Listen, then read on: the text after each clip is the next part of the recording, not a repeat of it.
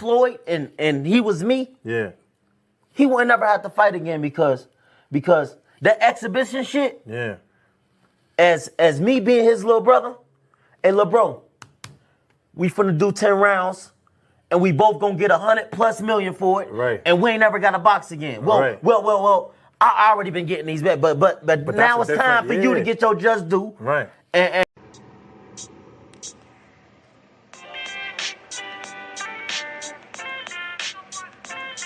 Yo, you know the deal. We back again.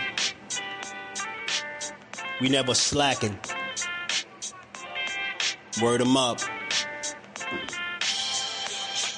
Ladies and guys, whether if you drunk or you high, it's time to pay respects to the illest man alive. If you think you got a point, he'll shrink you down to size. And from there it's downhill like a slinky or a slide. Open your eyes, got a deep connection with the rise, so you might see them jump in whenever they go live. Peep it, this channel blowing up now, it's not a secret. With tons of exclusive interviews to listen to. Them other channels I hate, but yo, they missing clues. They start narratives, sip the goose and twist the truth. It don't take a rocket scientist to get the proof. Just click the live at 4 p.m. Eastern time. But when you chime in, make sure you keep it kind. But if cowards want to debate, then it's feasting time. My man Jusdu shine busy all the time. Grind 24/7, 365. Videos he might have 365. My rhyme sick, they make you do a 365. You get a rich if you think you fit to survive. It's Jusdueboxing, time to click the live. Ain't no beginners, if you soft, you ain't down to ride. I crush you, respect too, it's Jusdu. He got the illest boxing show on the internet. The boy been a threat and he ain't even had dinner yet. Word 'em up. Yeah. You know what time it is.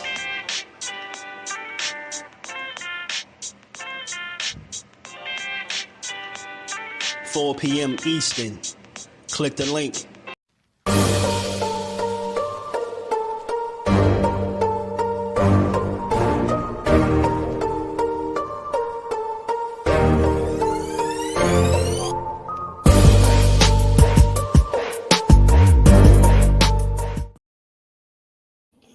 What's good? What's good? Salute to the family. How y'all feeling on this good Tuesday, man? We back to build on this boxing and give it its just due how we always do, man. Y'all already know. Smash the like button on the way in. Sub to the channel. Turn your notifications on. Let's get the room etiquette out the way. You know, share the live. Come build with the family. Come have some fun. We're going to talk about this boxing today. Shout out to the JBT family, man. We're going to keep building and rocking. Let me say what's up to the fam. I know we closing in on 1 million likes. Dub J, what it do, homie? How you feeling? Alan, what's good, fam? What's good with the ace? All up, family. Ty, what it do, man? Cornelius, what's good, player? Banks, my God, what's going on with it? Mike Kirkland, what's going on, bro? BJ in the building, man. 2 cents, what it do, homie? Yeah, Tio's an idiot, man. He's an idiot. All day I've been putting grease in my side chick eyes so she could take it in behind ass TV. What it do, homie? How you feeling? Hold on, we gotta get it started, man. We need some life in the building. We need some life in the building. They just gonna have to be mad. We need a little bit of life in the building. Davis just not that one. That wasn't the one, y'all. That wasn't the one. Do I still got that in here? Do I still got it? I think I do.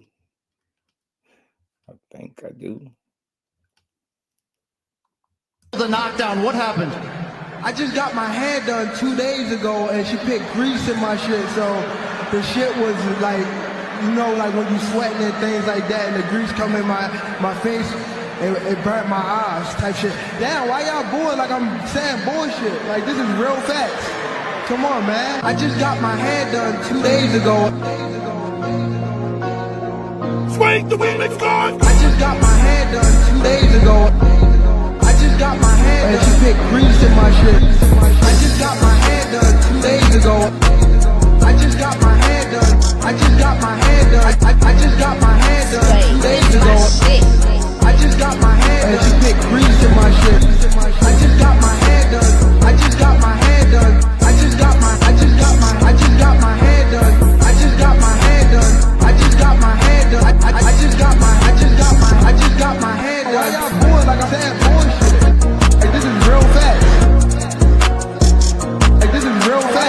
like I said, bullshit.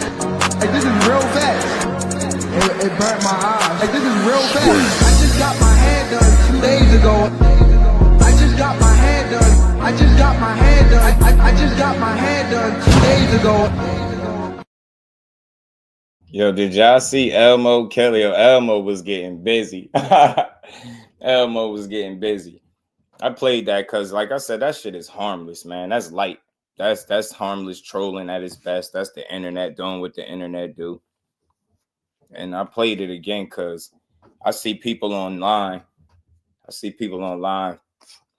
ain't gonna say they crashing out. I hate to overuse any term, but I see people online atting the fighters. They mad at the fighters and shit like that. Man, this shit is weird, bro. Man, you should have known this day. I never imagined it being so many overly sensitive boxing fans. I never seen anything like it, bro. Everything, every little joke is like, nah, yeah, you're hating. Oh my God, you're hating. I'm just like, Jesus, bro, it's just a joke, man. Lighten up, kid. What's good? Shout out to my guy Cornelius. Bro, what it do? John Wick, what's good with it, man? He are in the car, man. That joint got a little bop to it. Secret dance moves, what it do, man? Nah, I mean, Mike Kirkland says same as fun. Yo, and Mike Kirkland, you was here. Wasn't I playing that? I had that for a while. I had it just so when people mentioned it, I could play it for them and laugh at it, right? Just to show people it's all harmless fun. You know what I'm saying? It's all harmless fun. You know what I mean, but we gonna build on this boxing today, man. That runner was a track star. They had lyrics and everything to that. That shit was funny. I think I might put it back in there just so people don't, you know, trip. They don't trip. I had fun with all this cash sports. What it do, homie? How you feeling, bro?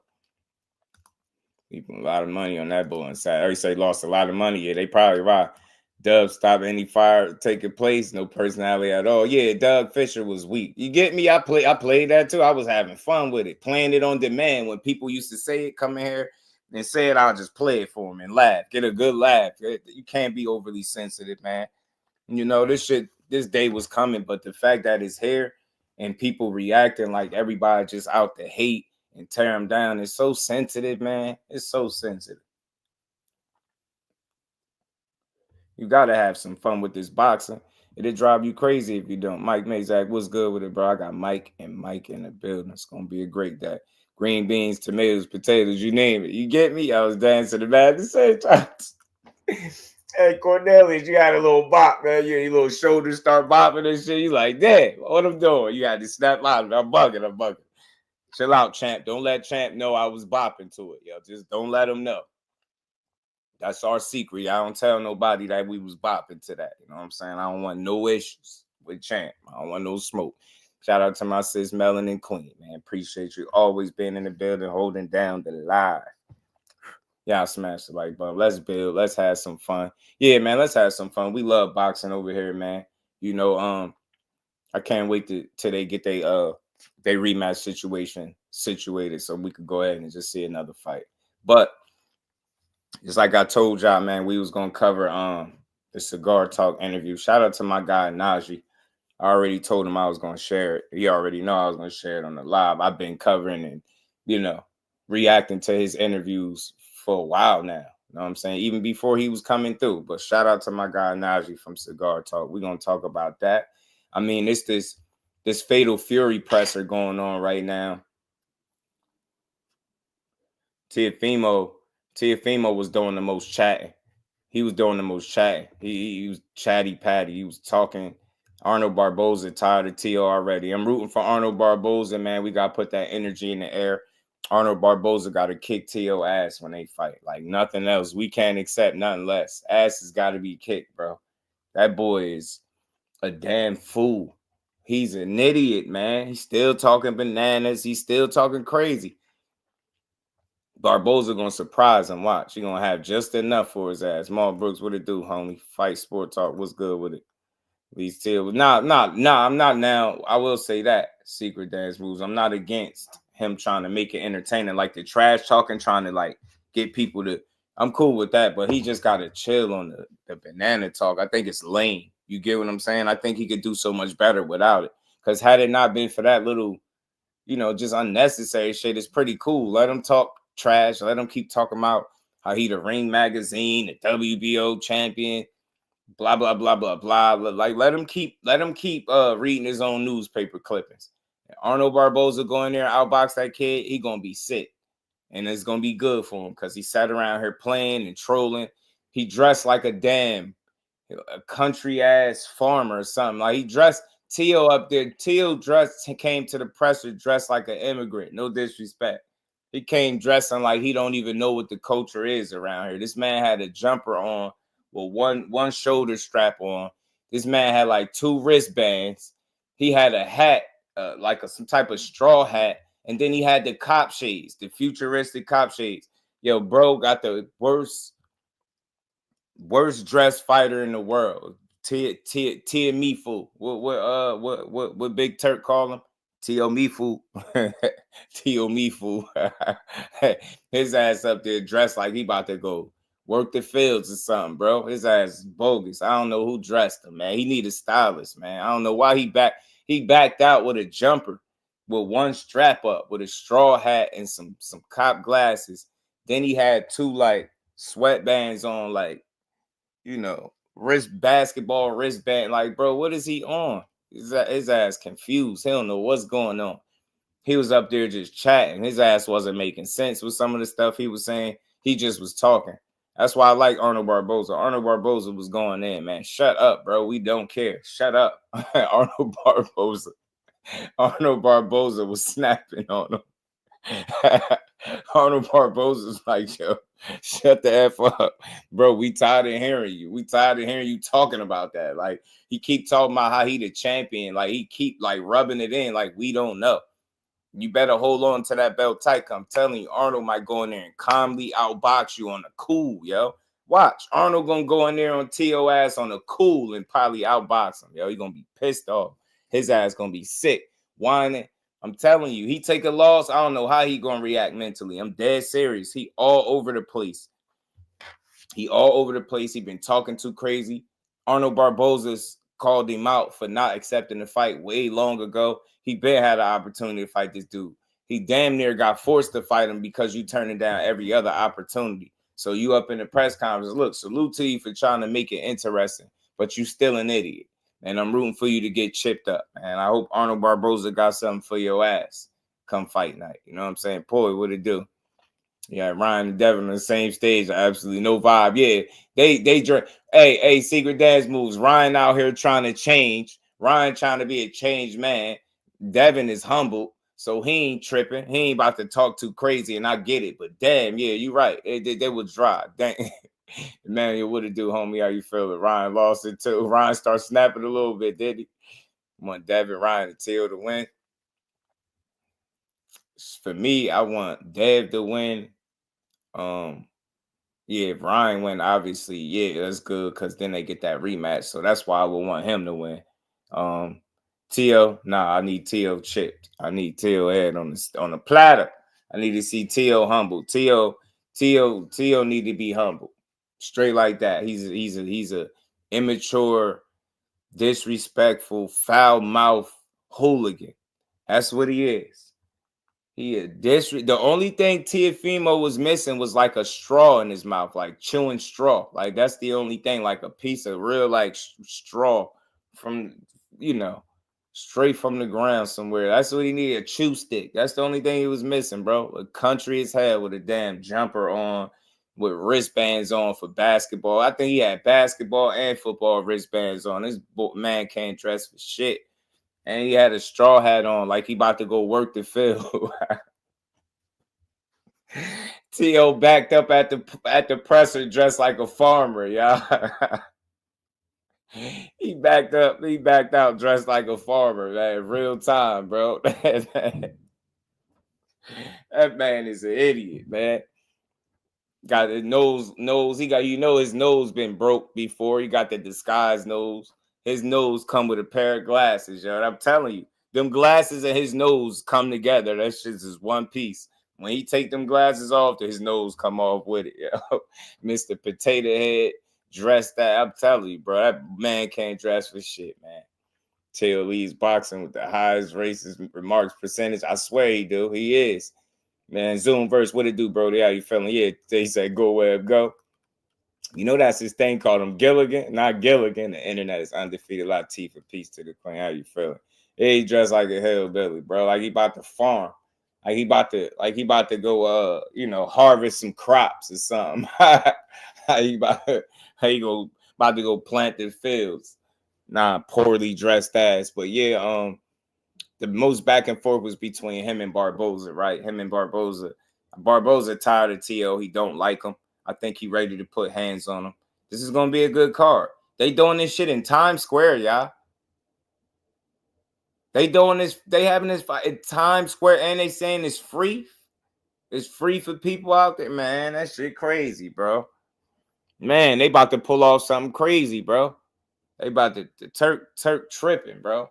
And all these people panicking about fights not being over here. Where is this card at? Not only is it in New York, it's Times Square at that. He's very aware that certain fights need to be happening over here. You know what I'm saying? Times Square is crazy. Talking about being free for the public is wild. Like that, just imagine that. Bro, I don't know what's going on right now. Turk out here rewriting the rules, bro. He tripping. Like a character from Guess Who? Say he was dressed as a hillbilly, or suppose it was a character. Yeah, he's a terror. That's what he looked like. That's what he looked like for sure. Also, Devin saying he's his own boss. So why was Eddie Hearn there? Yeah, he got to lay up off that, man. Being your own boss ain't all what it's cracked up to be, man. I think he's learning that more than anybody else on this card, because he's been pushing that for some years, and there's no slight or shade to somebody being their own boss, but it's a lot that come with that. And we just seen the situation that it left him in. You get what I'm saying? It's not exactly a great thing if your stock kind of took a hit just because of a fight that you just had that didn't go your way. Then you went out suing, then you vacated your title after a ugly fight, right? So it's a lot not working out, and you couldn't initially get what you wanted. You had to sift through some things. You had to figure it out. So being your own boss is not that it's a bad thing, but it just come with a lot. And I don't think everybody be prepared to deal with all that comes with it. It's cool saying it. Yeah, my own boss. These dudes got a boss. Man, you working with the same people at the end of the day. You get what I'm saying? And you looking for these same people that these guys are promoted by to pay you, or to put you in situations where you can make money, right? So it just is what it is, man. Reef, what it do, homie? Rome was good. He said that is nuts. It is, ain't it? He said he laughing at farmers. How you think y'all eat? Omega Red. No, T.O., not the farmers. There's nothing wrong with a farmer. A boxer coming dressed like a farmer is wild, or a hillbilly, or whatever look he was going for. Tiafimo was dressed like he athletic farmer, bro. Like he about to go play football, a game of basketball, some tennis. Bro was about to play every sport. You know what I'm saying? And he had the cop shades on. Yeah, and McQueen, my guy, yeah, and free. It's crazy. You know what I'm saying? Trying to steal boxing from America. You get what I'm saying? But where this fight at? It's crazy. You get me? Saudi narrative died quickly, and I hope they keep dying, because I hope Turkey got good intentions for real. You know what I'm saying? I'm not no voucher. I'm not vouching for him. I'm not on the record stamping them or solidifying them and none of that. Like I've always said, I'm watching. I'm watching and seeing what's going on. And you got some of the people, the suits and things, that look like they willing to work with him and ain't like what he doing. And maybe it's because he got the bag. So, boxing is all about that money. And if there's somebody around that could, offer up that bag, then they're gonna have people that's gonna work with him always. My Eddie there. Yeah, for sure.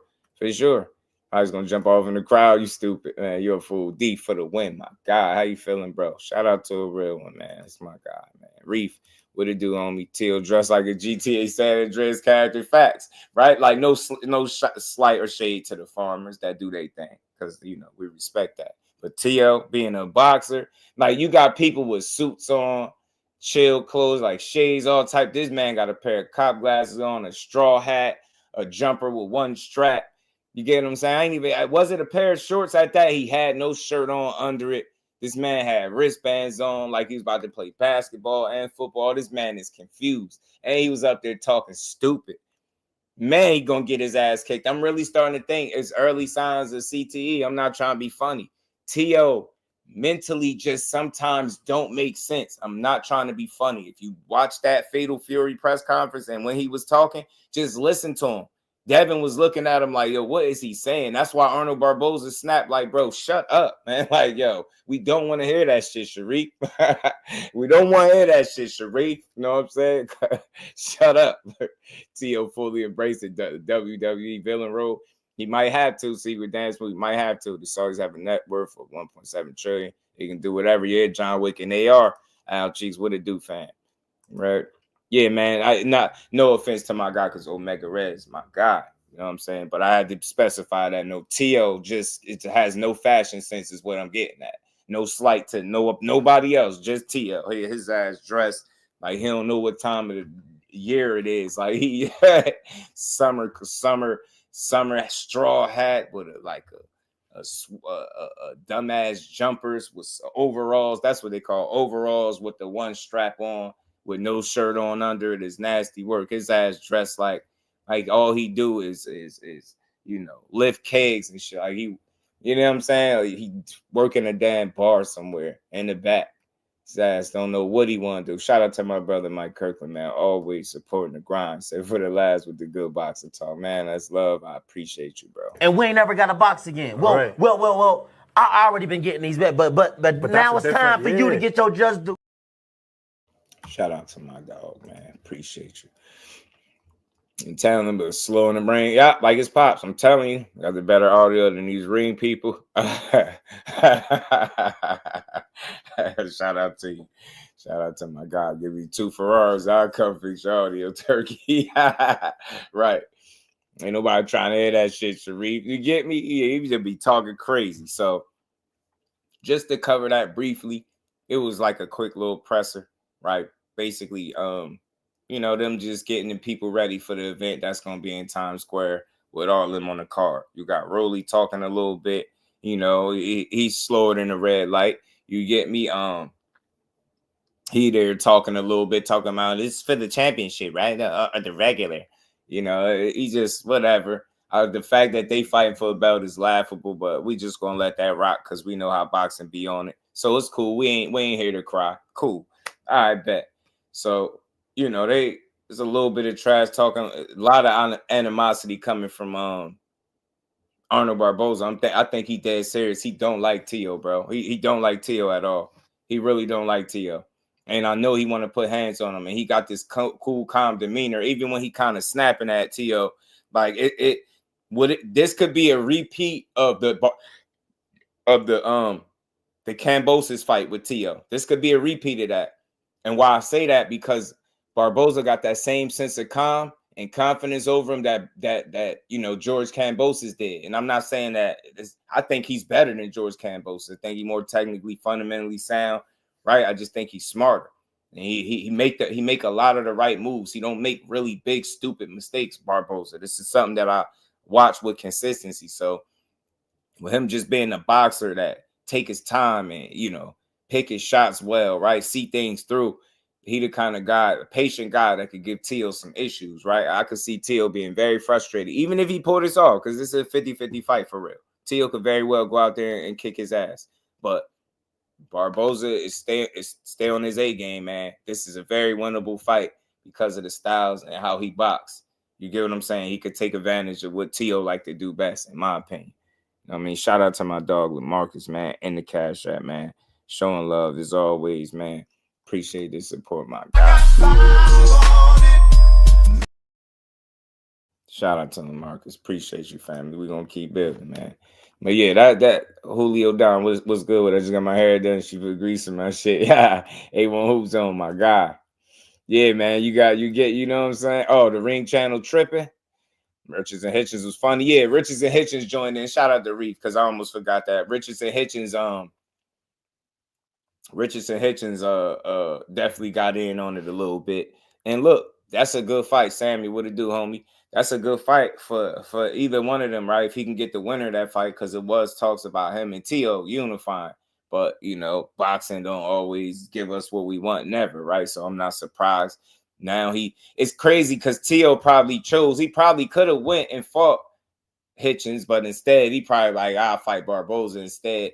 But that's a guy that he been avoiding for some time now for whatever reason. He even told Top Rank, please don't put me in there with that guy. Like he said this. So he been not wanting to fight this guy for whatever reason. And we about to find out. We're going to find out May 2, as they keep calling it. May 2, we're going to find out if it's for a reason. And I think it is. I think Barboza can give him a headache. I think he can give him a headache. I think he can give him the looks that, not let him get comfortable, not let him sit on the back foot. You know what I mean? Barboza ain't overly aggressive, right? He'll sit there and be patient and counterpunch with you. And that's what Tio like to do. And I think his patience could force Tio to have to come forward, which he doesn't look good doing. And he'll make mistakes. He'll run in the shots. And Barboza is a guy that he make just the right moves at times, right? He don't jump off the screen at you, but he really get in there and box his ass off and smart. And he do it in an intelligent fashion. You know what I mean? And he can be consistent throughout. Got a pretty solid gas tank for the most part. No real issues there. It's just all about game planning and execution, right? And staying poised in this fight, because this is going to be, for him, the biggest fight of his career for sure. Biggest stage, a lot of eyes on him. But I don't think the moment going to get away from him. I don't think it's going to be too much for him. Favre G's, what it do? Fate was good, fam. Tiafimo really got everyone. And Matt, yeah, I don't like him. I'm going for, hell yeah, Favre G's, me and you both, bro. Blue collar fighter, exactly 2 cents. That's the best way to describe him. That's exactly what he is, bro. And I mean that in its highest regard. He earned my respect. I kept watching him and seeing, why this dude keep winning. He don't look like nothing crazy, but I just had to shut up, sit back, and watch. And I'm like, nah, he can box, bro. He's a high level guy. He can really get in there and throw down, man. Like there's some guys that I think obviously can beat him. Like he were facing Hitchens. I'm definitely picking Hitchens to beat him, shit like that. But some of these other guys definitely got a chance to beat him. You see how he beat Ramirez, just making the right moves, picking the right punches, right? Making the right steps, taking the right amount of steps back, keeping the right distance, right? You know what I mean? Controlling tempo in a lot of spots where, Ramirez is a guy that used to like to push the pace a lot, and he was unable to do that in the fashion that he would have liked to against Arnold Barboza. Credit to him, man, just being a disciplined guy. Smart feet, smart, educated feet, man. He know where to be in the boxing ring, man. It's the shit that you could really appreciate about him if you just watch him. You know what I mean? And he ain't got to be no crazy, puncher and, super athletic boxer, but he just understands how to box and he can fight. He got heart, he's spirited, he want to win, he got confidence, and he got some experience. You know what I mean? Dude got about 32 wins straight. We all know how hard that is. And just for conversation purposes, right? Not saying they fought the same level of competition or anything like that. But just think about it. At this stage, Tank could be, 30-0-1, 31 fights with a draw, right? And not saying that's nothing bad, but Barboza 32-0. Just shows you it's very hard to win that amount of fights without losing, especially when you're a guy that's not ducking, dodging, and avoiding competition. You trying to find your way. You trying to run towards it. And it was kind of avoiding you for one reason or another. Now, Barboza, all the eyes are on him. He got an opportunity to really seize this moment. He been asking for this. He been asking for this for the longest. He been talking. He been telling you very consistently. And he's never wavered. He's very consistent that he's going to beat Teofimo. This dude can't beat him. He think he's shit, but he ain't. Like, I'm going to show him. And I'm telling you, I ain't going to be surprised if Tio pull it off at all, but I'm telling y'all, I'm definitely not going to be surprised if this is like a humbling moment 2.0, like Cambose's 2.0 moment, right? I'm getting some of the same energy and vibes with Barboza. Like, look at how Cambose's dealt with it, right? He was just ready for the opportunity. Had the right amount of confidence. He didn't over talk it. He just was like tired of Tio's arrogance in his mouth, right? And I'm feeling the same way with Barboza. He like, yo, I'm tired of this dude. He been talking. He keep running around here talking about now he the lineal champion, the Ring Magazine, they tired of hearing it. He like, yo, shut up. You get me? And that's how Cambose's was. Cambose's like, bro, I'm not trying to hear none of that. I'm about to beat you. I'm telling you. And it was like the perfect storm. Then he got Tio out of his body. In this situation, Tio is trying to create, dialogue and stir up some little conflict, and I ain't mad at him for that. But he's corny. To be put it simple terms, Tiafimo is corny. Because he's trying too hard. And we all can tell from our seats that he's trying to entertain. We not knocking him for it, but I'm damn sure going to call it how it is. He's corny. He's a corny dude, bro. We ain't even put the tip in yet. Y'all heard him when he said that? A damn idiot, man. He's a fool. So I'm looking forward to that card, man. I'm a boxing junkie, man. They put them names all together, threw that shit in Times Square. I can go to that shit. And they talking about free. I might have to take them up on their offer they playing around in that damn New York cities. You get me? But we gonna see, man. I think it's a good fight. Devin looked like he ain't got a whole lot to say. He just ready to go. He ready to get back in there and do what he do. It's been a while for him. Say he took some time off to get all the way right, spend some time with his family. He had a baby, etc., etc. Now he back. He felt like it's the right time, and he ready to, fight quality fighters. And make no mistake, got to give that man his credit. He could have came back and fought some complete garbage or probably a really light touch. He could have probably done that. He fighting a guy and, Jose Ramirez, a former unified champion, world champion. So got to respect him for that.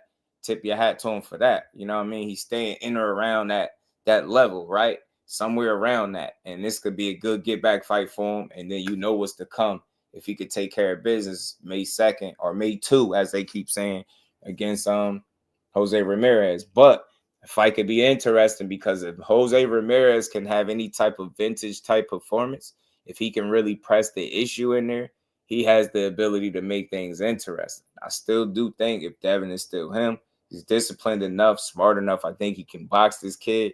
But if Ramirez is not the same guy, it will be easier for Devin to do what he do, settle in and go get in his bag and just, bank rounds, put rounds together and get him a win. So we're going to see, man. I think there's some intriguing matchups. You got Ryan and Rolly. We all know about the infamous sparring. Teach what it do, homie.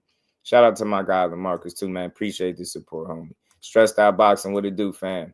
Yeah, he's a clown. P Black, what's good with it? Yeah, he's really corny, bro. And that's the simplest way to put it, bro. You get me a manual to do this. He's just a corny guy. He's a corny dude. So we all know about the infamous sparring with Rolly and Ryan. You know what I mean? Everybody seen it. I've been wanting to see them fight since then. I ain't gonna lie to you. I've been wanting to see them dudes fight since the sparring. Now we get a chance to see it for real. Unfortunately, it's after Rolly has took multiple, KO losses now, and Ryan has took one KO loss, but maybe we still can get a good fight. We've seen how fights can play out when guys are familiar with each other, when they sparred each other multiple times, and they kind of know what to look out for. Let's see who's able to surprise who more. I think that's the guy that's gonna win. I'm leaning towards Ryan, obviously. I think Broly is a little bit of damaged goods. I hate to call fighters that, but I'll just say it this way. I think his punch resistance is a bit compromised after, getting his brain rattled by Tank, and then, he got dropped in sparring bad by Jahan Ingram. I ain't gonna forget that. Shout out to Jahan Ingram. And then got in there against Pitbull. Even though he finished the fight on his feet, he took some real smoke in there. He took some real shots against Pitbull, flush shots, and had to get saved. So he ain't exactly looking like the same Rolly. And that's not even good. Like, if he's anything less than Rolly, which is already questionable, his shot at winning against Ryan, decreases drastically. You get what I'm saying? So, like I said, for me, I'm leaning towards Ryan pulling it off. And, he got bigger fish to fry, for real. Like, if we being honest, Ryan got a shit ton of talent that's been somewhat overlooked because of his lack of discipline and commitment to the sport and his questionable behavior and his immaturity that he display on numerous occasions, right? So, but let's make no mistake about it. This dude has always been operating around a certain level, right? And the amateurs, he was amongst the best. He was amongst those guys, right? He was a damn good amateur. So he's really talented. He's truly talented. Rolly, I think for me, is a guy that picked up boxing a little later and just athletic to a degree and can do it. He's strong, right?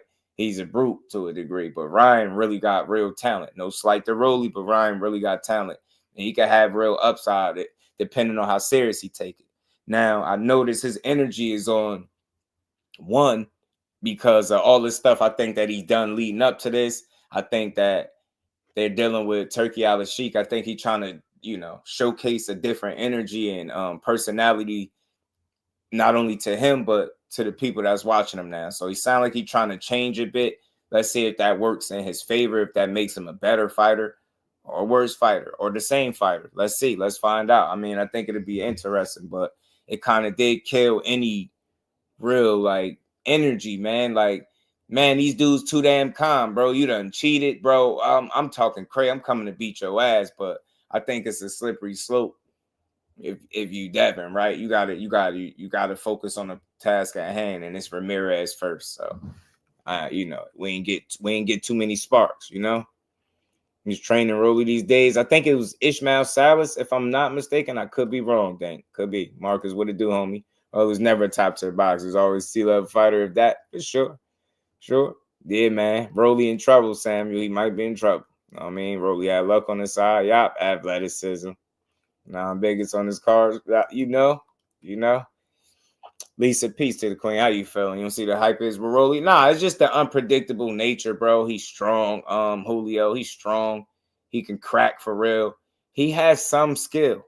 He can do something in there, right? But it's just it's not consistent, and it's not at the level of the elite guys at all. Nowhere near it, in my opinion, on a consistent basis, right? But he presents a challenge because of his physical nature and his ability to be able to punch and be a bit unpredictable at times, right? So, no real hype though, but that's what he is. He can be a dangerous guy though, because he can punch. He got that puncher's chain. You see how Tank fought him, right? Tank was like, yo, he really can punch. He's strong. Shout out to the queen, Lisa. Like, it's always good to see you in the building. Malik K, what it do?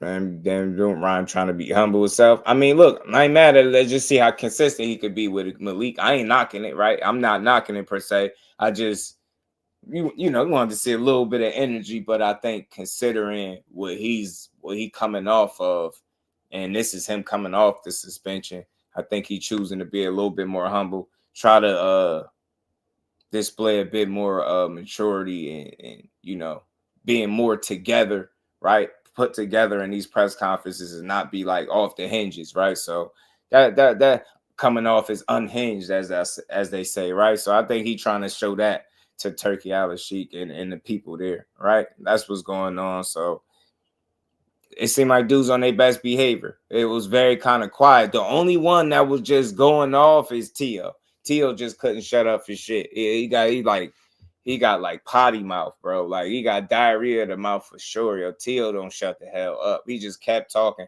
Even Dougie Fisher had to ask him, like, Tio, come on, let me do this. Like, Tio did not want to shut up, bro.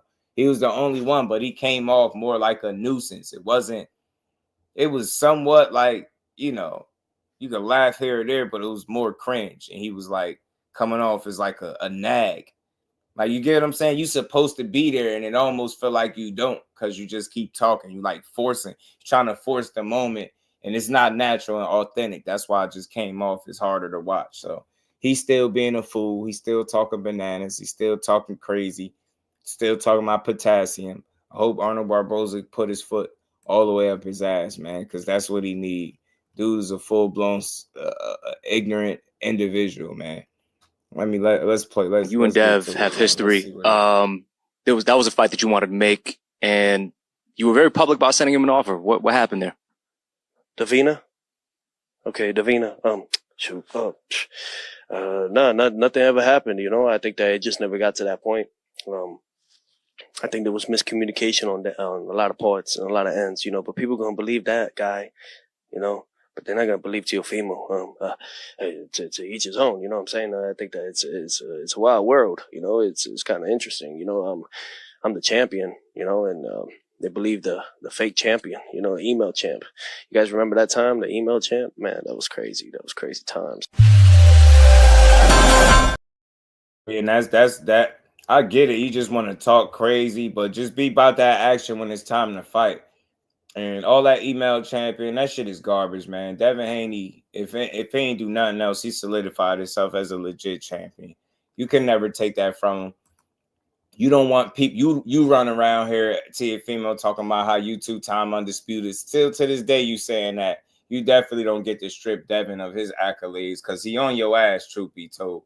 He might have legit surpassed you. 2 divisions. Y'all close. Y'all close in terms of accomplishments. Devin is accomplished. You can't take it from him.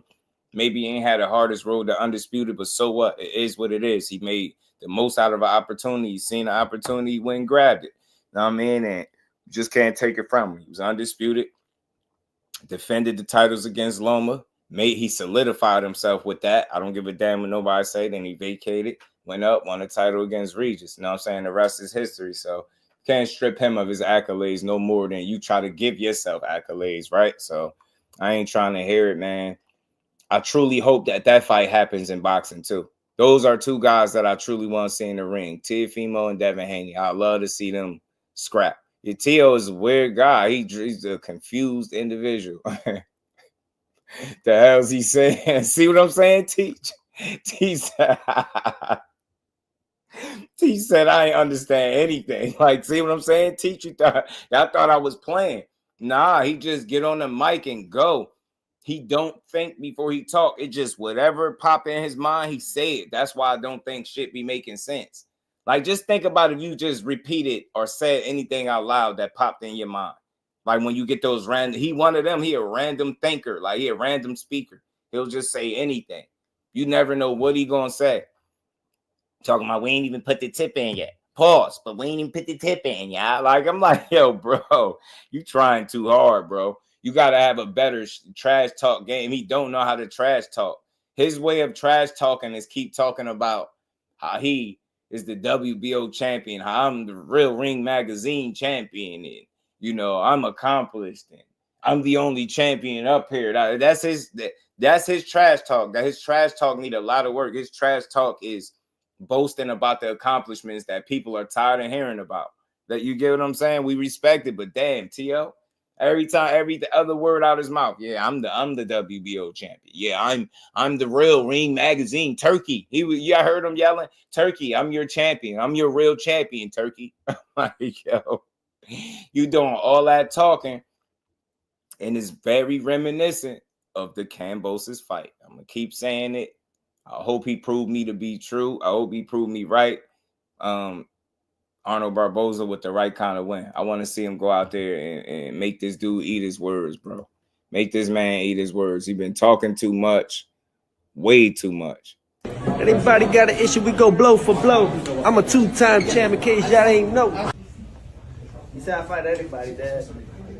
Say you made me that way. Even the style that like you can pull it. Yeah, there you go. Yeah, there you go. That did it. Thank you. But he fight anybody. You say you keep talking about how he had 2-time this and that. Dude, I'll fight anybody. Cap, as the young kids say. Cap, your ass won't fight anybody. And it's been proven. You had opportunities to fight these quote-unquote anybody's, and you ain't fought them. You ain't fought him. Now you fighting a guy that you was calling a nobody. Now that the walls done closed in. Didn't I tell y'all, bro? It's sink or swim for his ass.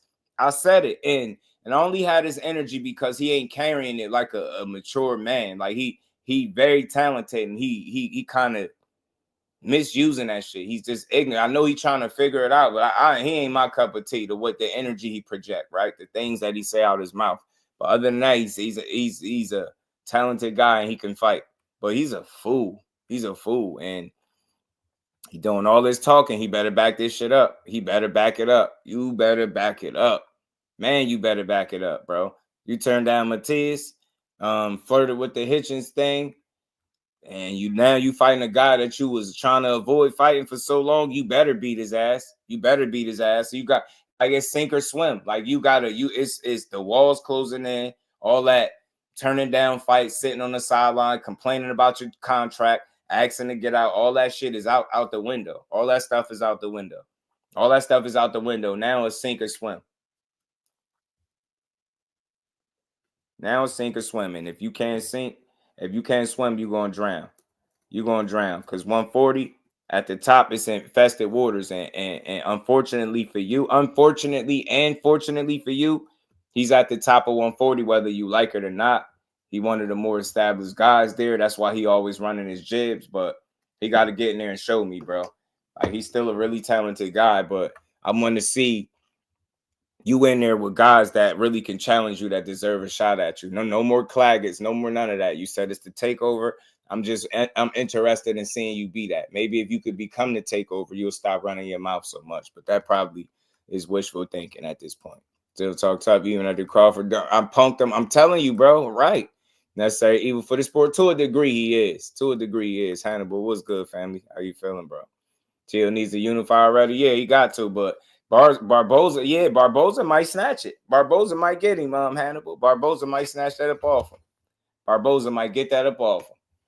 So that's what I think. Shout out to the Fatal Fury, New York's presser. They plan on fighting in Times Square. It's set for May 2nd. I think it's going to be an interesting set of fights. You know, him and Barboza, you got Haney and Ramirez, and you got Garcia and Rowley. There we go, man. May the best man win. Like I said, Devin look like he's in relatively good shape. Look like he's just ready to go, man. I know he's ready to put that April 20th fight behind him for good.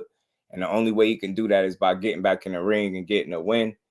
And more so, in the perfect world, getting back in there with Ryan and beating his ass this time. You know what I mean? Box his ass. Like I said, I don't care if it got to be a death by 1,000 jabs. Jab his ass out the arena if you got to. I don't give a damn what you got to do. Beat him up. Do not, man. So I think we got a good card, man. Can't wait to see it, man. May it be here sooner than later. And we could all have some fun calling that card. Because if I ain't at it, I definitely probably be calling it. So we going to have some fun, y'all. Reach is going to be an issue for Tio. Yeah, and Barboza's patience and his ability to make the right moves at the right time. That's something that I kind of underrated with him. He's smart. Smarter than a lot of people will give him credit for. Smarter than a lot of people give him credit for sure. Ryan versus Tio. Who you got? Ryan. Ryan mess around and clip Tio ass. Ryan mess around and clip Tio, bro. He clipped Tio, bro. That should be crazy. What the hell? Oh, my bad, y'all. Tio beats Ryan all day. It's possible, but I ain't 100% sold that he does. But let's get into this interview, man. From Cigar Talk and the big homie core. They sat down, did a little 40-minute sit down. We're going to break this down. We're going to get into it. We're going to get in. Hold on, I don't know if that got any. Like Turk is really that guy. Like Turk is. That's the most I ever. Back fresh from Saudi Arabia. I got my man.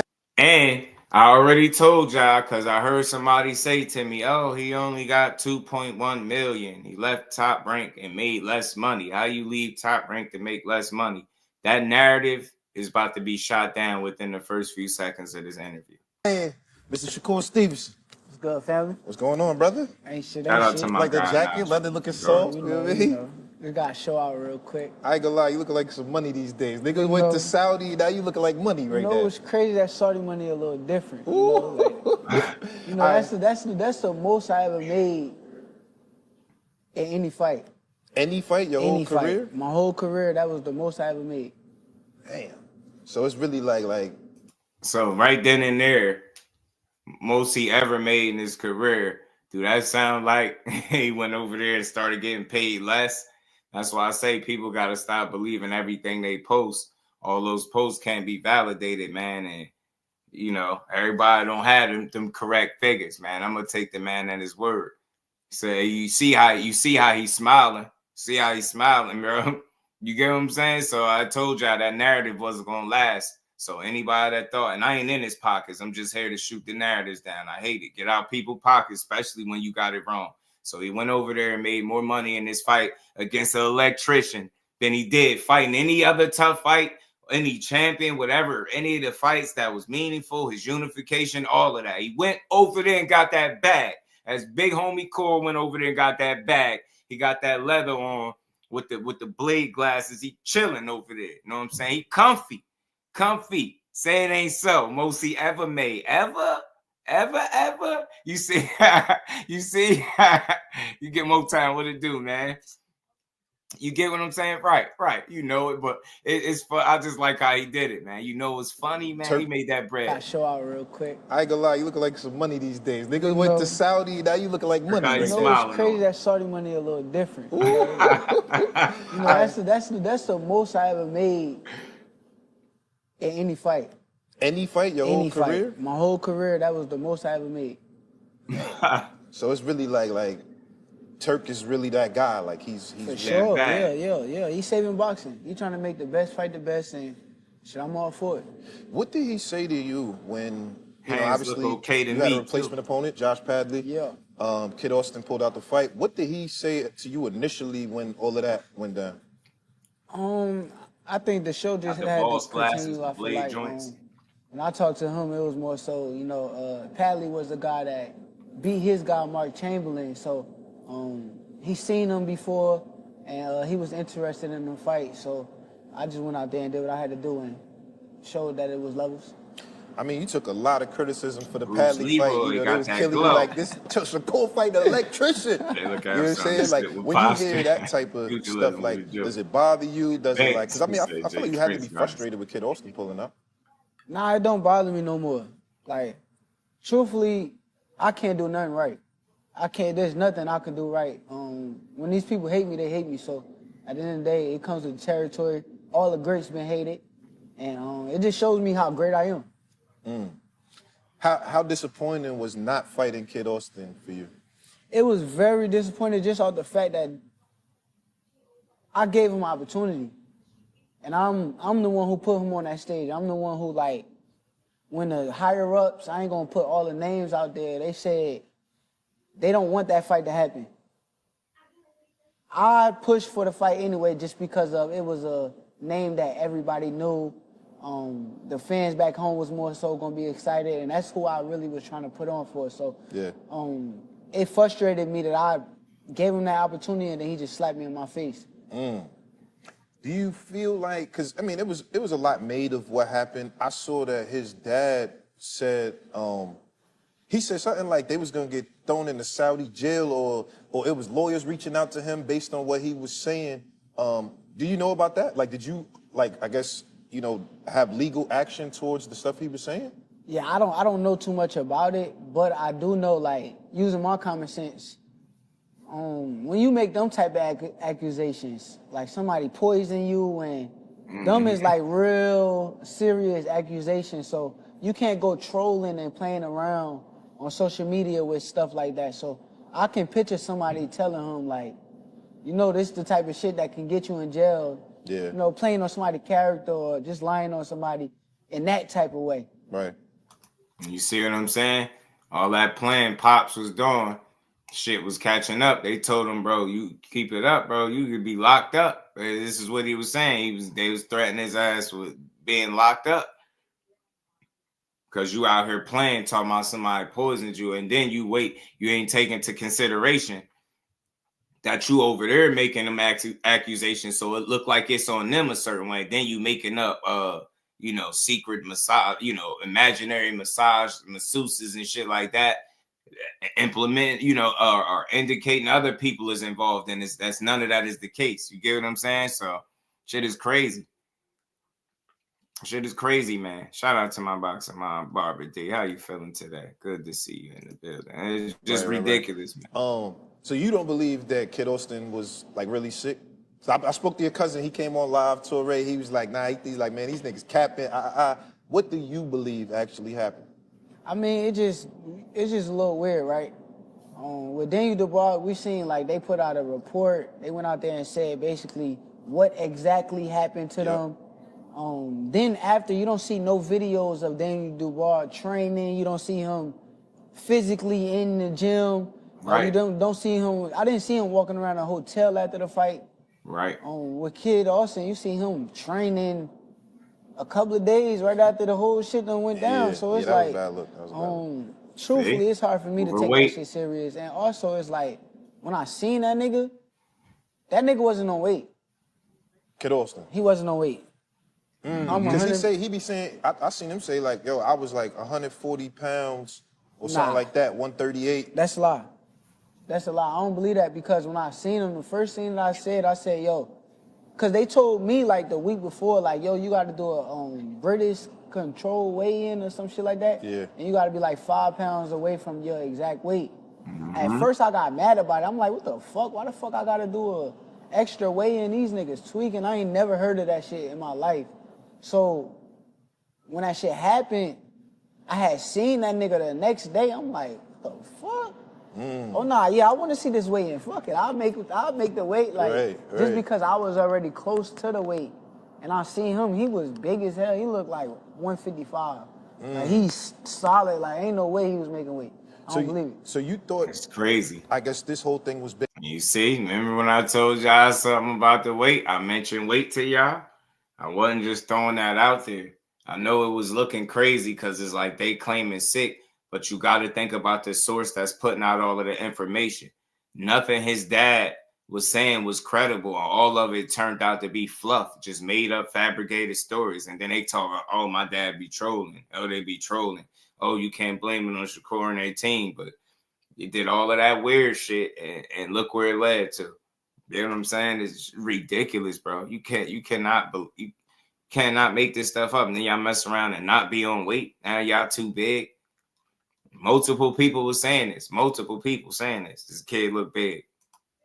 Based on him trying to make weight and he got sick because he couldn't make the weight? That's my assumption. Yeah. My assumption is the day before the British control weigh-in, it was Wednesday.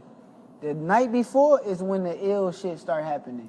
That's when he started acting ill and all of that kind of stuff. So it was a coincidence you come up with the fake, sickness right before that shit. That's how I feel about it, though. That's my assumption. Right. Would you constant, like what they were constantly doing, y'all, is overplaying their hand, and they were doing it the entire time. Instead of just stopping at one wild story, he kept coming up with another one, and then another one, and then he was topping that one, and then topping that one, and then he never turned that troll shit off. And then you went as far as to say, accusing somebody of poisoning your son. Oh, it was the cream. The lady rubbed cream on it. Oh, we found out it wasn't the cream that did it. And all of it, you like, bro, you using a complete fool, man.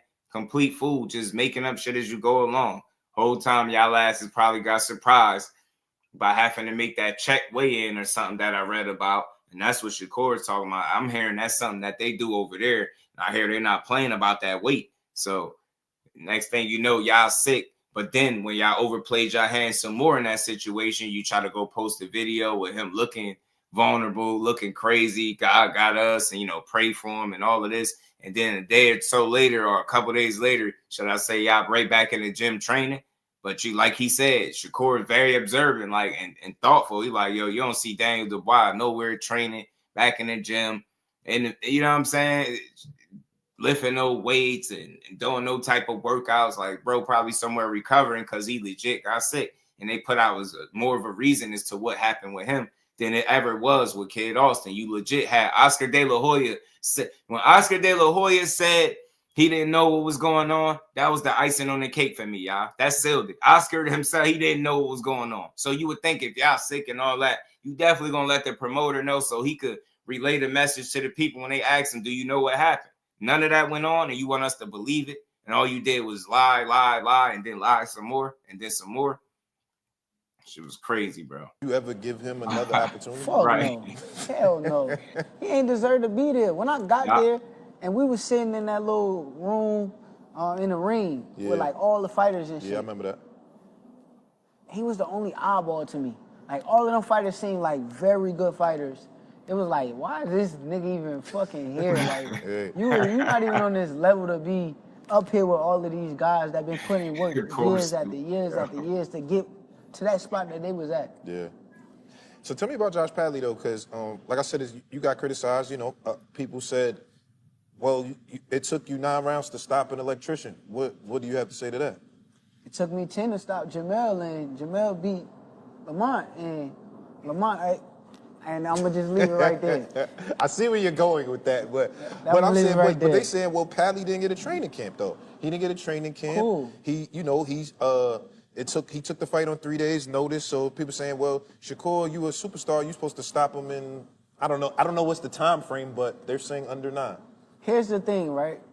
Because I try not to get into the narratives and stuff no more, but I'm gonna kill it just because we doing the interview right now. Yeah.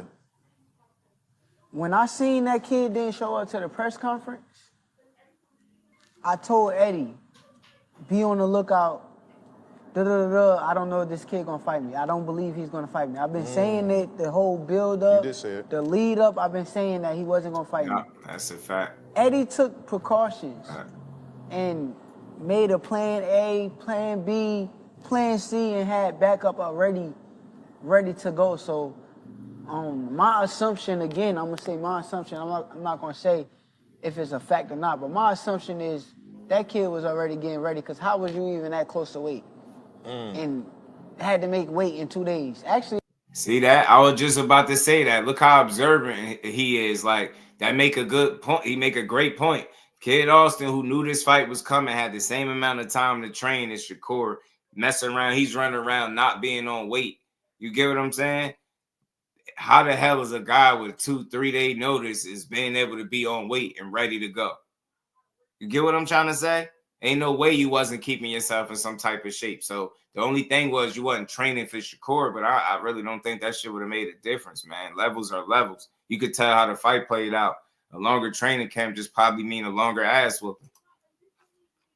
it was, the day of, he had to come in at 139 for the British control weigh-in. Right, so it's like, come on now, like this nigga had to been already on notice and getting prepared. That's what I think of it. So I don't look at it like a nigga ain't have a training camp or none of that stuff. This guy was getting ready for a fight, and you know he came through, and he just forced mine on a higher level.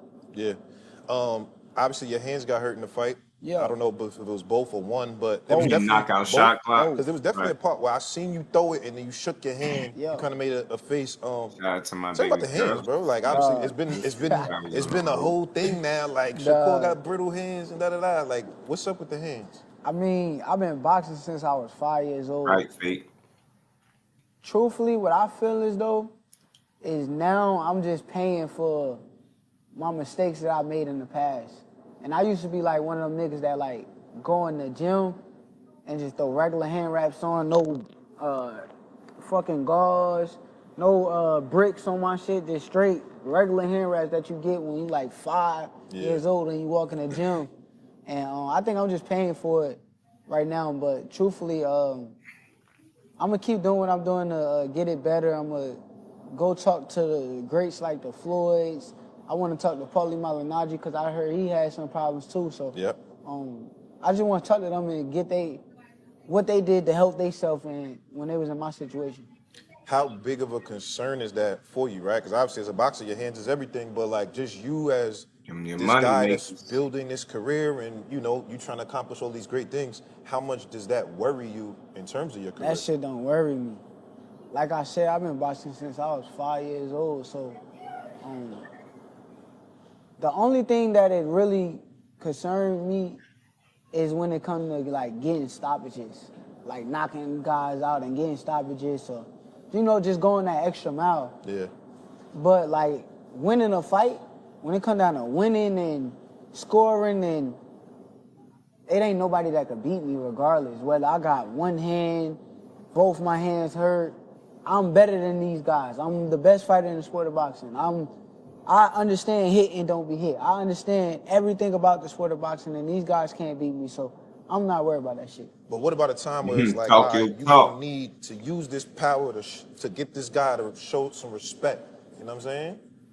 At the end of the day, long as I'm winning, that's all that matters. So we talking about showing like a guy, okay, I'll give you an example, like a guy like Zepeda.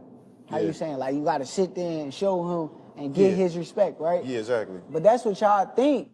But like, if I go out there and I'm dominating him and I'm whooping his ass for 5 rounds, my hand hurt, take 1 or 2 rounds off and we're going to be right back to whooping his ass the next round. So it's like, I'm not worried. I know that I'm in God's hands. I know that my destiny is clear.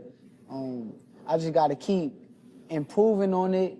You know, maybe change the gloves up again, change the hand wrap. I don't know. You know, just trying to keep improving on it and getting better.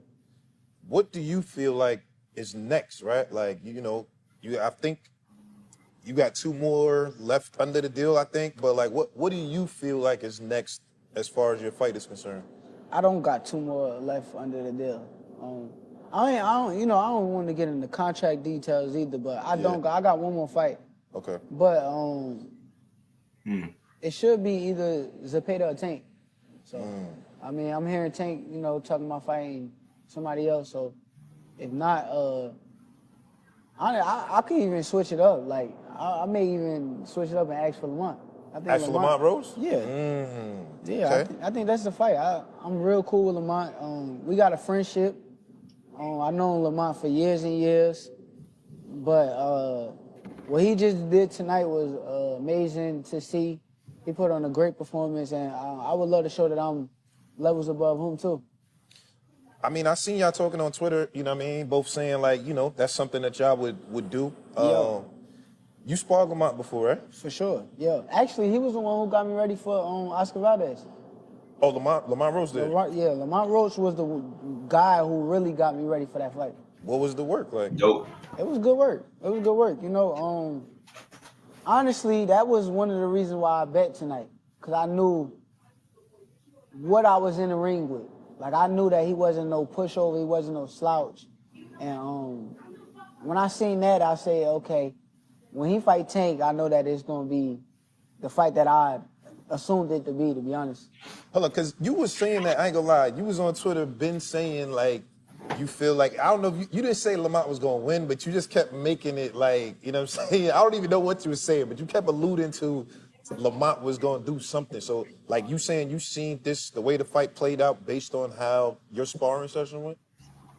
I'm not going to say how the sparring session went just because of the fact that I'm a different fighter than what Tank is. Yeah. And it's like sparring and fighting 2 different things. But I knew what I was up against when I was sparring him. Like, I knew the skill level. And I also, like, I watch boxing, so I go back and watch. And these guys go back and watch, and they looking like, okay, well, he was in front of this guy, so it was this, but styles make fights. And I know that Tank is shorter. He's fast, but Lamont got good defense. And I just knew exactly how that fight was going to go. I told everybody that Lamont was going to be the one pushing forward.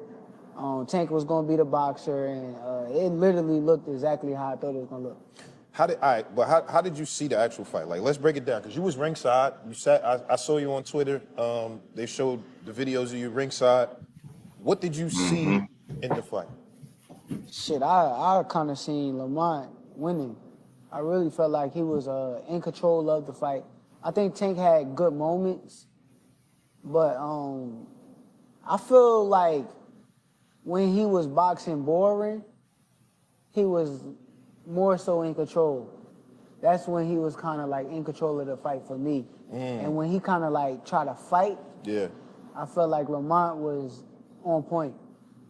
Why you think that is, though? Because usually we know Tank is the guy that, his fight. That's a good. We've seen what he did to Frank Martin. We've seen what he did to, I would say, well, Rolly and Ryan, he boxed more counters. But we've seen him walk a lot of guys down. Mario Barrios. Why you think it went like that in terms of the fighting?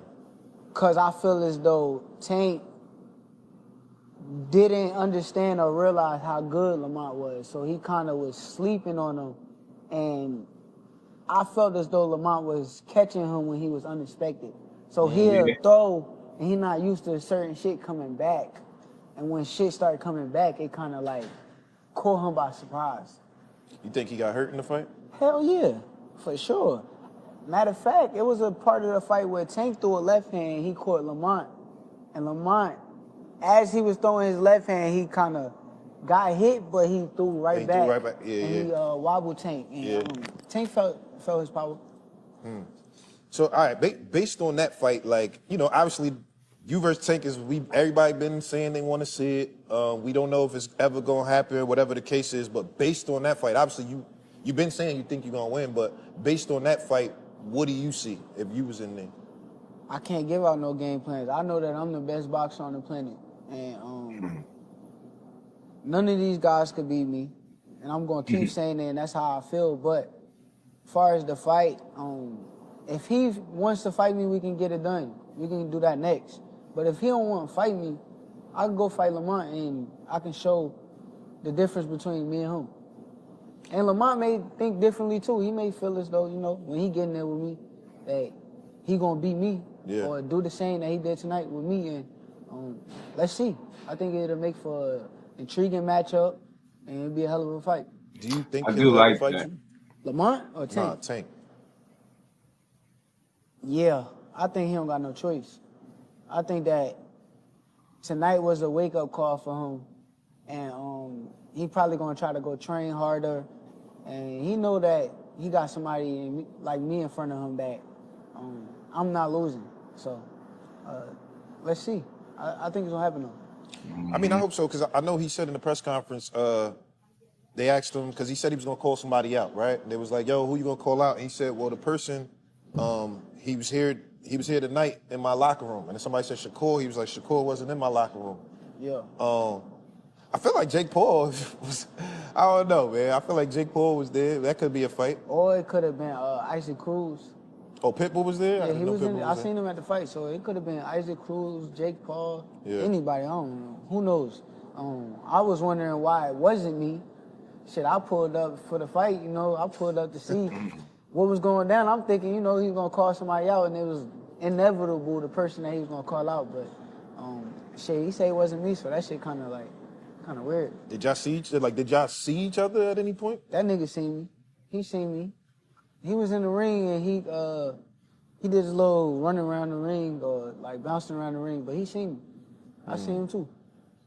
Do you think is a point where you could y'all could do the Floyd and Manny, like, yo, listen, we could get on the phone and iron it out. Like, let's get to it. I told y'all I would be willing to do that, but that nigga got like some type of hate for me or like whatever he got going on to where it's like we can't do the Errol Spence and Terrence Crawford and sit and talk like men and negotiate and the rematch still like, a great fight. Me and him is the biggest fight in the sport of boxing. I don't care. Any of those fights good. Like, every black nigga on the planet that's a fact. Wants to we want to see that. Me versus Tank. Yeah, fact. So it's like with him with his pride and like his ego and shit, it's hard for him to even, you know, want to get on the phone with me, want to reach out or put all that other shit to the side.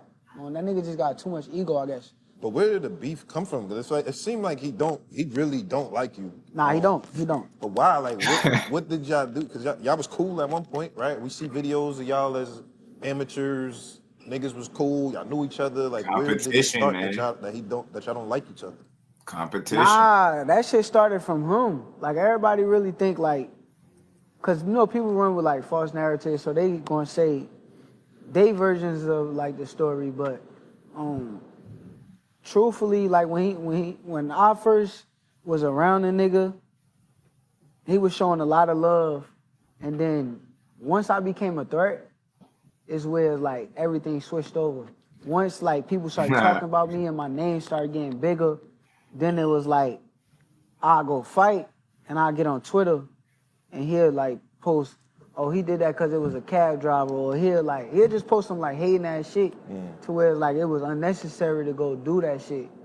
Cause like nigga, I thought we was like cool type shit. So, but now he like flipped it to turn it like I did something to him and he made it so believe that shit. But nah, that nigga just, I think like in his brain it's just one person and nobody else could be up here too. Okay, so let's exclude Tank from the conversation. If that never pans out for your career, that fight, what do you feel like is your pathway to becoming the superstar, right? Like the guy where it's like, all right, you the face of boxing or a cash cow. Like, what does your pathway look like, excluding Tank? Honestly, that was my dance partner. like being real with you, that was my dance partner. That was the guy who like I envisioned. Cause I always knew how good he was. I always knew how good I was. I envisioned him being the guy that I gotta fight, and I'm the guy he gotta fight. And that was like what I really was banking on, far as like, you know, when it comes to superstar. But I think it's a lot of young guys coming up that we just never know who's gonna break through or have a big name in the sport. Like things can happen overnight. So. Yeah. Shit, things can happen for me overnight, so we just never know. So I can't really give you no names, but I know that it's gonna happen. I seen you said somebody asked you Gotta on have Twitter, it. yo, Like, would you gotta have it, bro. they said Tank and Haney, would you fight them? You You said know it, don't you ain't even Malasa. gotta ask twice. And Dev responded, said agreed. And I was like, oh shit, because I thought that fight had sailed. I was like, I already put that out my mind. I'm like, you know, he's at a different weight class, like that's done.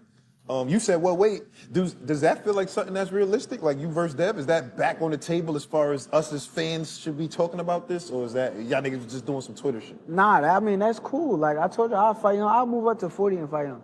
Like, there's no changing, like, what I think about that fight. I think that'll be a big fight, too, in the sport of boxing.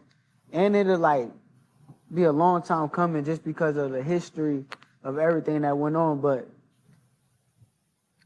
I'm not going to 47, so that's why I really asked him what weight. Yeah. And I don't know, like, what weight this fight that he having at right now. I think it's at 47. If 47, I'm not yeah, mistaken. see. I think it's at 47. So it's like, if he's staying at 47, that fight ain't never going to happen. Yeah. What about a catch weight in between 40 and 47? Nah, I like 40. I know he can make 40. You think so? I don't know. Come on. I feel like he looked drained at that last one though. The last when he fought Ryan? Oh, but what was that? 140? That was a catch weight though, I think, right? Nah, that was at 40. Was that 40? Oh, Ryan just didn't make weight. I didn't think he looked drained. There was one fight where, damn, I'm trying to remember where he looked a little drained. Yeah, that's the only way that fight can happen. Definitely like, I ain't going to 47. He only fought at 41. No, I'm trying to think. What? Oh, Regis. Regis. Yeah, Thought he looked good at drained? Regis. Nah, he looked good at Regis. Yeah. Space 35. Okay.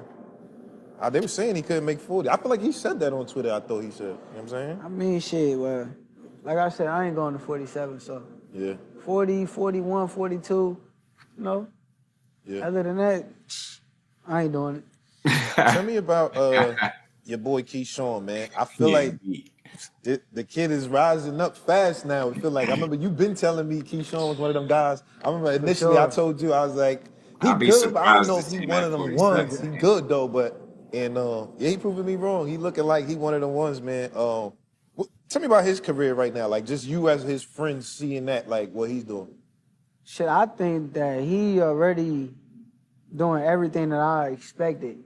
A lot of other people like you, like how you just said you, but a lot of people ain't really expect him to be where he's at and as good as he is right now. But I seen that shit in Keyshawn since Keyshawn was like, when I first met Keyshawn, I want to say, when I was in Norfolk, I'm probably like, 15? He, 13 or some shit? It was a bunch of people in the gym. The person I remember in that gym was Keyshawn. That was the person that, and I sparred their whole gym. I probably sparred them back to back, the entire gym. Yeah. But Keyshawn was 13 years old, way smaller than me. But I knew, like, that nigga's gonna be a special fighter. What was it about him, though, that made you say that? Thomas Hill, my The God. mentality. Like, it's a difference when you get in there with certain people and they know who you are. A lot of people gonna respect you. Like, they know what you did. They know what you... I was already winning a lot of tournaments at that time. Yeah. Keyshawn mentality was like, fuck me. Like, it was like, he don't give a fuck. Like, fuck you, nigga, let's fight. Like, and it kind of like, he couldn't really...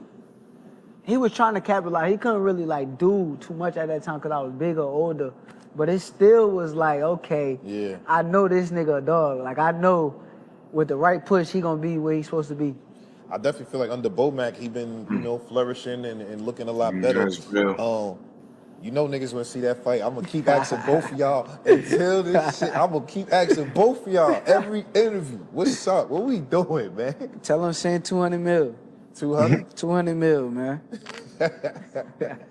All right, but listen, all right, but what if it comes to the point where it's like, let's just say, hypothetically, if y'all y'all both unified and y'all both got, it's 2-2. still like, nah? We could rock, paper, scissors, shoot for that shit. Yeah. Winner gets the undisputed. How about that? Because I just, it's like... Or we could play basketball. That should be interesting. Nigga, we don't want to see that. We want to see y'all punch each other. You know why? It just... There's a part of it that... I guess the brother shit does make it interesting because it's like, you just kind of want to see how that works. But it's also like y'all are two of the best guys in the division. Nah, we are the best guys in the division. Najee on it. Shout out to Najee. Tank is the beast. Good question. Me and Keyshawn is the best guys in the 135 division. The best of the best. Tank a beast though, he's special. I've been saying I ain't taking nothing away from him. I just think like Keyshawn like been around me for years. And I feel as though Not like Steve Banks. being around with me, it's just like that. We made each other so much better through the years. So truthfully, that's just my opinion though. Yeah. What about I saw El Rayo said the other day that I think he lost tonight. I had missed that fight too because I was doing something. So He I got missed. whooped. He got whooped. He got whooped. I think he lost 12-0. Damn, just No cap. outboxed, like straight outboxed. It wasn't even outboxed. It just was. We went against Antoine. Antoine a beast though. Yes. Antoine been doing that But shit it was for questionable years. after the Puelo fight though. Nah, it just was the style that he was in front of. Puelo's style is like a boxer, and it was a questionable fight. Like, in some people brains, they could have looked at that as like, okay, Gary was more aggressive, he won the fight. But in some people brains, they could have looked at it, Puelo landing the cleaner shots, he won the fight. So, it was like one of them type of fights for me when I watched it. Yeah, I'm gonna have to go back and watch it. I was in the middle of something, but I seen him call you out though. I guess the loss today, does that cancel that out? Like, nah, that's not even a thing no more. I mean, shit. I think that should be just easy work. Like, it ain't even. I mean, it depends. Like, if the fans want to see it, I'm with it. But I don't think like he on that level. Like, from what I seen tonight, he's on a very low level. Low level? It's levels. I mean, It's you levels. Pitbull though. Or be talking hella That's a good shit. Pitbull. You know what Style I'm saying? make fights in Pitbull is not that good. That was another guy that y'all kind of like overrated him because of what he did with Tank. I mean, that started it, yes, but I feel like he had some shit that like he beat up a couple niggas after Who? Tank. Who? Rolly. That's it. That's it. That's the only person you can name. Rolly. Other than that, he ain't who beat else? nobody up. Because Cabrera gave him a good fight. That was a tough. That Come was a tough And fight. now Abdullah gonna go cook that nigga. Abdullah gonna fight Cabrera. Yeah, I want to see Yeah, that. he's not that good. Actually, didn't Zepeda stop him in 3? Yeah. Yeah. Okay, then. Stop him. So Zepeda stopped him in 3. But I don't Isaac think Cruz I don't think go he's 12 low rounds level. and damn near Of barely. course, it's talking shit, but I don't think won. Ryo low level boxer. That tell you like how good he is. What's the Styles make fights thing? I just Yeah, feel like Isaac Styles Cruz do is make small. fights. You know, he's just a small guy though. So Really. you know what I'm saying? Would you be interested in that fight? I know he said before he don't want to fight you because you He's were a running. pussy. He's a pussy. Zepeda's a pussy. I'm starting to question like the Mexican fighters because like the Mexican. He's about to come for. He said he's about to start questioning the Mexican fighters. Well, pause. Give me a second, Charles. Smash the like button, man. Sub to the channel. Let's keep building, man. We just listening to the cigar talk build. Shout out to my guy Najee too, man. Always with the great work. Yeah, some of these Mexican fighters got to stand on business, man. They don't be standing in no business. You dig? These dudes don't be trying to scriz at. Cuts me. Just, I just feel like Yeah, Isaac Styles Cruz do is a make fight. small. You know, he's just a small guy though. So you know what I'm saying? Would you be interested in that fight? I know he said before he don't want to fight you because you He's were a running. pussy. He's a pussy. Zepeda's a pussy. I'm starting to question like the Mexican fighters because like the Mexicans is usually the guys that's not scared of action, but guys like Zepeda and Isaac Cruz kind of make me look at them a little different. Like them niggas ain't got no cojones. I think it turned Puerto Rican real Yeah, quick. they ain't got no cojones, man. Now hold up. Nah, I think you know what it is, though. I know how he feel as the fighter. But what I really do think is the case with them, I think particularly with Pitbull, it's just a bad style matchup, right? I don't think he's scared to fight him, right? I don't think he, is scary or none of that. I just think him and his dad and his team know the style that Shakur has. Like, how many fighters you seen Pitbull beat with that style? That'd make him look bad. It'd make him look really bad stylistically. Like, he'll have to rely on a Hail Mary, a home run shot, and I don't think that'll ever come. I think he'll get boxed. I think he'll get outboxed. So I don't see that. I think Zepeda is just trying to get all the wins he could get before he fight him. I don't think he's scared of him, but I don't think Oscar is pushing for Zepeda to fight Shakur either, which is weird. KJ was good with it. Put people with that Ryan too. No, he had to fight with Angel Ferrero. You see how tough of a fight that was. Like he wouldn't even been able to make it to that fight with Ryan on May 2nd. So I never understood why they did that anyway. You see how tough that fight ended up being, even though he won, but still was a tough fight physically for him. So yeah, I never seen him making it to the Ryan fight. What you think about the Zepeda? Because I still want that fight, even though I wouldn't say exposed. I don't think Tevin exposed him, but he did show a lot of flaws in his game. But is that still a fight that's interesting for you? Yeah, it is. I mean, he one of the top dogs, you know. These reporters and all of these writers put him above me on a lot of their lists. I seen Zepeda number 3 on a lot of people's lists, and if y'all couldn't put him on top of these lists like that, let me show y'all why he shouldn't be there. So I would love to fight. I saw, speaking of lists, I saw Ring Magazine put out interesting style list recently. You weren't on there. I think you voiced your displeasure on Twitter. How you feel about? I mean, obviously you feel you're pound for pound, but how you feel about just when you saw the Ring list? I felt like it was a little disrespectful for me, just because of like the Ring list. I think is like more so like the accomplishments list, and I feel like it was some guys up on that list that I was more accomplished than, and Tank being one of them. So I'm just gonna point out. What you think you saying you're more accomplished than Tank? If we're talking about accolades in the sport of boxing, yeah.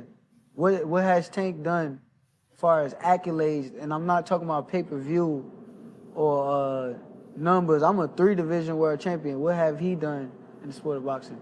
He fought a lot of champions. I say he fought more champions than you. That's cool. Agreed. But did he fight for titles? Because he had what? Not unified. Did he unify at 30? The man had 1 belt. He ain't unified shit. He had 1 belt at 130 pounds. He lost it on the scale, and then went and got it back, and then got gifted the belt at 135, right? Yeah, I mean, they did elevate him. He was the regular champ. They elevated him. Got gifted the belt. I don't know, gifted is a little crazy. Come on, because he's still the guy. Cause listen, I'm just saying, it's like, all right, tonight wasn't his best showing, but Tank is still like, he a beast. Still Tank, nigga. Like, bro, he a beast, bro. He's literally a special talent. That power he got, everything, bro, the skills, all of that, bro. He's a special talent. Yeah. I'm just speaking as far as the Ring Magazine list. Yeah. I'm more accomplished than him. How is he number 8 on the list? that's a good point. I don't know if it's just accomplishments only, though. So is it pay-per-view attraction? Like, I thought Ring Magazine was like when the guys had the ring belts. I had the ring belt at 130. I ain't never see him with a ring belt. Who else on there did you feel like didn't deserve? Was it just him? I was a couple of people on. I can't remember off the top of my brain. I just feel as though there was a couple of people on there where I'm like, all right, whatever. Yeah. It is what it is, though. How important is pound for pound to you? Just like, not even necessarily Ring. That's a fact, bro. It's all fake. All of it is like an opinionated list.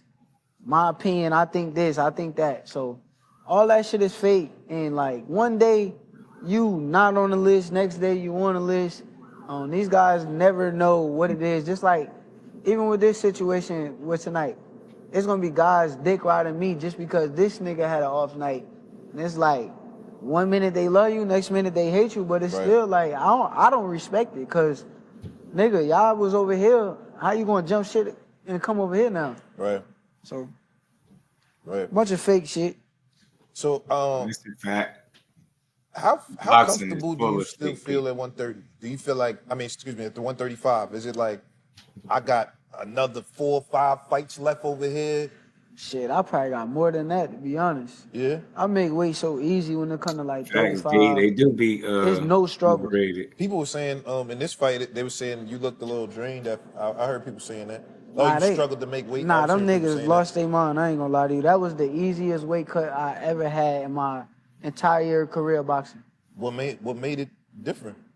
I had did some things differently. with my nutritionist, one, and two, I'm not that big. Like, I think a lot of people like see pictures and I be looking a little like, so they may think like, oh, he's 160. I've never seen 160 a day in my life, ever. Even when I was back in the day fat on some fat shit, nah, never saw 160. What it do? Damn. I'm in the 40s all the time on some like, and I don't Regular, even tell like, my walk weight. around? Yeah. I'm gonna tell my weight right now. That's definitely true. No argument there. Definitely far more champions and undefeated guys. I guess the biggest difference between the two is the accomplishments. And I guess for Core, he could say maybe not as many undefeated guys or champions, but he never fought a guy with a losing record. So I always respected that because not everybody could say that. Now, fuck it, just because. I'm in the 40s all the time. Facts. So for you to fight at 40, that's your walk around weight, basically. Yeah. Like, this is what I'm actually. And them niggas is like 160 something on a regular. Yeah. I know 35 pounders. That But they keep telling, they'll tell you he too big for 35. He should be at 40, arguably 47. And he telling you how would he walk around. But somebody on the internet will tell you what his weight is and what weight class he should be fighting at. It's the craziest shit I've ever seen, bro. He just said, yo, this time around, this was the easiest he's ever made 135. That's a great sign. 160 fighting at 35. Facts. Yeah. Tell me about I want to know about Africa, because I seen him say, I think he said y'all sparred one time. I don't know if he was trolling or what, but he said y'all sparred one time. And he said he hit you with some shit. Trolling. He said he hit you with some shit. I think he said, I don't know if he said you left the gym after that. I forget. I got to watch the video, but I remember Africa said he hit you with some shit. Nah, that nigga be trolling. That nigga ain't never hit me with nothing that did nothing to me a day in his life. I like I'm different, I'm telling you.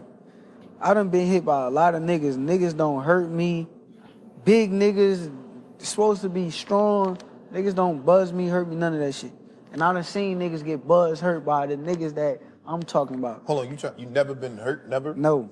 Like far as like on my chin. Yeah. Right, I got hit with good body shots where I'm like, all right. Yeah. I felt that shit, but like, I'm talking about bone. Nah. Africa posted he was trolling. Is it he definitely was just trolling. Defense, you saying, or is it because you got hit and you took it? I think, I'm about to say some shit that people probably don't agree with, but I think taking a punch is mental. It is. I told you. We seen Tank turn niggas I lights told out. you. No, Remember, it wasn't mental. Hector I think Garcia some said of my them- eyes shut off. To a degree, it's mental. And why I agree with him, because Andre Ward said it. He said it, yo, like you gotta, when you getting into these fights with these guys and these punchers and these KO artists, like you just gotta have your mind made up mentally that you're not getting knocked out. You're not going like that's like agreement with self, a silent agreement with self. Yo, you not going, you ain't getting knocked out. I mean, and I don't think it's just as easy as saying that and it not happening, but I do think a big part of it is mental. I do. Like, think about it. If you see a guy that's hesitant and fighting worried and scared, that's mental, bro. That's mental. He thinking about what could happen if he throw a punch, miss, or overextend or open himself up. So he extra cautious, and you get what I'm saying? That shit is mental. Even with Core. You get what I'm saying? Him having to fight through the injury and being sick in the De Los Santos fight. That shit is mental. He was legit injured, but that shit was mental. The push through it was mental. He still fought through it. He did land shots. He outpointed him, right? That shit was mental, man. So to a degree, it really is. It really is, bro. Like, you just got to have your mind made up. Everybody not going. You know what I'm saying? Big baby Jared Andrews started talking about retirement. He lost. Yeah, man, that shit get tough. Shit get tough, man. You saw Ropes. Shout out to Dante's Boxing Talk. You saw Ropes. Mentality. Ropes said, Tank getting his belt tonight. Yeah, it was mental. He had a mental approach, bro. Yeah, Tank, the draw could have made Tank a lot better, Ty. We gonna see. I think it could motivate him. You know what I'm saying? Well, I think that's the kind of fighter he could be, motivated by it, to come out and do even better the next time. But I do think a lot of that, taking that power is mental.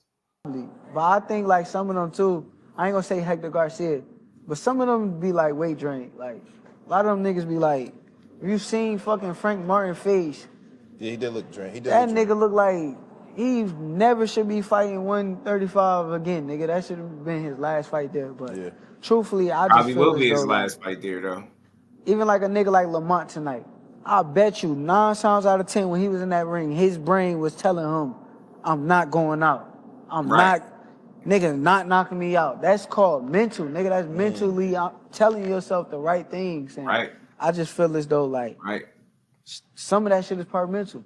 I see that. No, I could get down with that. I just interviewed Terrence Crawford. I finally got it, nigga. Finally done got Bud, bro. You know how long I was trying to get this nigga on the show. I was so happy.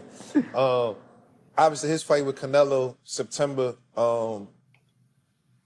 Tell me how you see it, man. I know the budget, man, so of course you're going to say you're going to win, but how you see it, though? Bud, by Mess with Texas. What's good, homie? outboxing the shit out of him. Like easy work? God, Thomas Yes. still in the field. You be disrespecting the top niggas, score. I ain't gonna lie. You disrespecting the top niggas. Yo, here, bro. I'm really like 80, 90% with this boxing shit. Like, I be calling shit out. But I just feel as though, like, Bud really got all the ingredients to beat a Canelo. Like, being southpaw, having the feet work, being fast, sharp. I think he got all the ingredients. But just I think the so. size. You know the ultimate rule where they say a good big man beats a great little man. Well, he better go out there and punch the shit out of Bud and hurt him, because if he don't, that's his ass. Yeah, I kind of. That's what I said get too. Real ugly in that motherfucker. What you know about the Bivol Better Be fight? Bivol the truth, and better be the truth too. Better be nice. Yeah, but Bivol different. Like he core like them different. boxers, Like, he we could talk relate. about like boxing skills, great jab, great feet work. Yep. Mentally, the nigga is ahead of everybody, because even when Better Beef was having his real moments to where a lot of guys would have quit or stopped, that nigga stayed calm, stayed poised. Right. And as soon as that shit Evil's slowed special. down, he picked his shit right back up. So Evil I is think that special. nigga's a beast. Yeah, I agree. Yeah, it's That was Bivol definitely one of the dog, ones. Do man. you want to see a trilogy, or would you rather just see the Benavidez? I'd rather see the Benavidez. But I mean, Better BF deserve a trilogy technically because of the first fight. I thought Bivol won the first fight I did too. Yeah, I did too. Me too.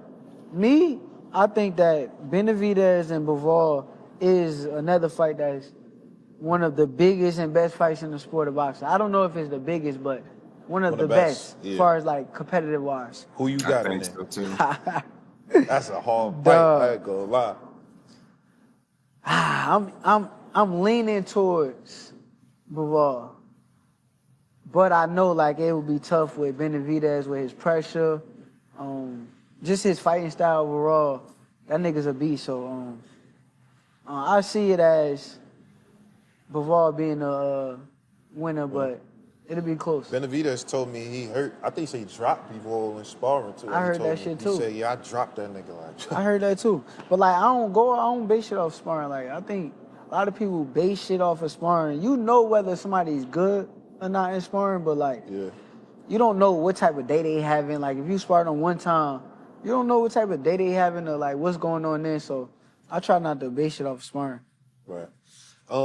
Man, to wrap up, how do you feel like? Because I feel like you're going into the next part of your career, right? Like this is the next part of your career. Whatever you do for the next couple fights is ultimately going to define how your legacy starts to look and shape. How do you see it? Like what's the pathway? What does it look like this next part of your career?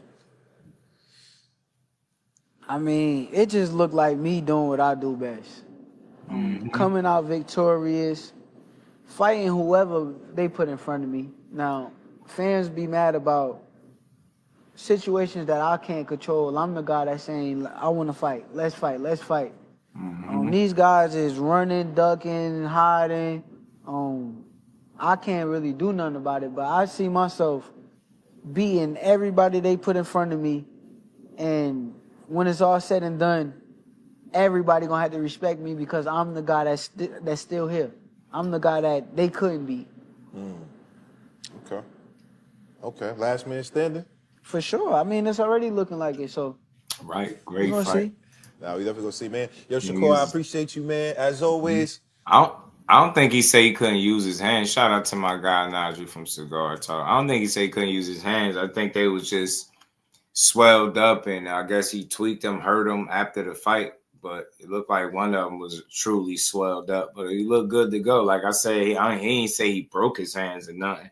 I just think the concern is how often will his hands getting hurt be an issue for him, and that's what So he looked like he good. You know what I'm saying? And said, he spoke about the next fight being as a Pato or a Tank. Man, that was a good sit down. Shout out to my guy Najee, man. Good work as always, man. Good work as always. Y'all smashed the like button. So we just want to see these fights, man. Yeah, he said some good stuff. He's just speaking with a lot of confidence there, but he's always been talking that way. And I think everything ain't up to him. You get what I'm saying? Obviously, he got to be ready if that phone ring, man, and that fight need to be made. Shout out to them, but I think Tank got other fish to fry right now with Lamont Roach, respectfully. So I think what Shakur should do is just really try to get them to get him as a pay to fight, because I think that'll make sense as a good test, a good challenge, good style matchup, something different that you haven't seen as a professional, something that you will really get up for, somebody that could test you. You know what I'm saying? That's it's a damn good fighter. So, a rugged guy, man. Throw a lot of punches. Very busy, very active. You know what I'm saying? It hurt you. It hurt you. You know what I mean? He stopped Cabrera, who's a boxer, in 3 rounds with a body shot, right? Got him up out of there. So it's a good fight to make. Hopefully that he can get that in the time in the lineup, though, because he's fighting Tevin Farmer again. So, of course, sitting there with that cool leather on, looking like money, chilling. And he letting y'all know that Saudi bag hit different, y'all. The Saudi bag hit a little different. And he popping his shit. Say the best fighter in boxing. They're going to be mad as hell at the interview. So what? Nah, he just had fun with it. But next man up. He got the electrician out the way. Shout out to Josh Padley. He made enough money to quit being an electrician. Now he a full-time boxer. Shout out to him. Of course, said he made more money in that fight than he's ever made in his career in any one single fight. Shout out to Saudi. Shout out to Turkey getting them guys paid. I think before it's all said and done, it's not no get down or lay down. I don't look at it like that. I think the powers that be are going to look to do business with the guy because he got funds. And I think at the end of the day, that's what makes the sport go round. I think money makes the sport go round. And as long as you got somebody in it, I got access to some funds, you know what I mean, on a large scale, you're going to have people interested in doing some type of business with them, especially if it obviously makes sense. So let's sit back and see how this all unfolds. We about to get to this other interview, though, y'all, from Julian Rodriguez from 4 days ago. Man, he had a lot to say about Tank, man. He had a lot to say. He dropped a video. He showed a little video, him sparring Tank back in the day, dropping him. You get what I'm saying? He was like, hey, man, I've been beating this kid ass all his life. Every time I fight him, I make him cry. You get what I'm saying? And I think he explained what got him to this point. But I covered the first time around where he was talking crazy about Tank, and people was asking me, who is this guy? Now he did an up-to-date interview from a few days ago, 4 to be exact. And he was talking about this stuff, and he actually dropped footage to prove to people that he wasn't capping, as the young kids say. Shout out to my guy, Boxing Hacker, man, for the 5-piece set. Core, his leather jacket standing on business. Hopefully Tank stop ducking to make it happen with a neutral rep. Hopefully boxing deliver that fight for us, Boxing Hacker, man. You get what I'm saying? Boxing, all parties involved. Like, guys got to, establish that line of communication, man. I don't think there's no ducking going on, though, because you heard Stephen Espinoza. Nobody's running from nobody, but deals got to make sense, and if the deals are there to be made, they'll be made. That's what he said, right? And he already said he'll be looking to revisit that fight. Tank ain't running from nobody. I did hear that they reaching out to a couple different people about fights, so Shakur could very well be in the mix, but I think he got work to do with Lamont Roach because obviously what happened in that fight. So I understand that, but I ain't tripping if I gotta wait. They gotta get another fight, and then I can see it after that. Because I think it can still take place this year. That's where I'm at with it. I just hope, I'm wishful thinking that this fight could happen this year. Shout out to both. They both got to be mutually vested, teams included.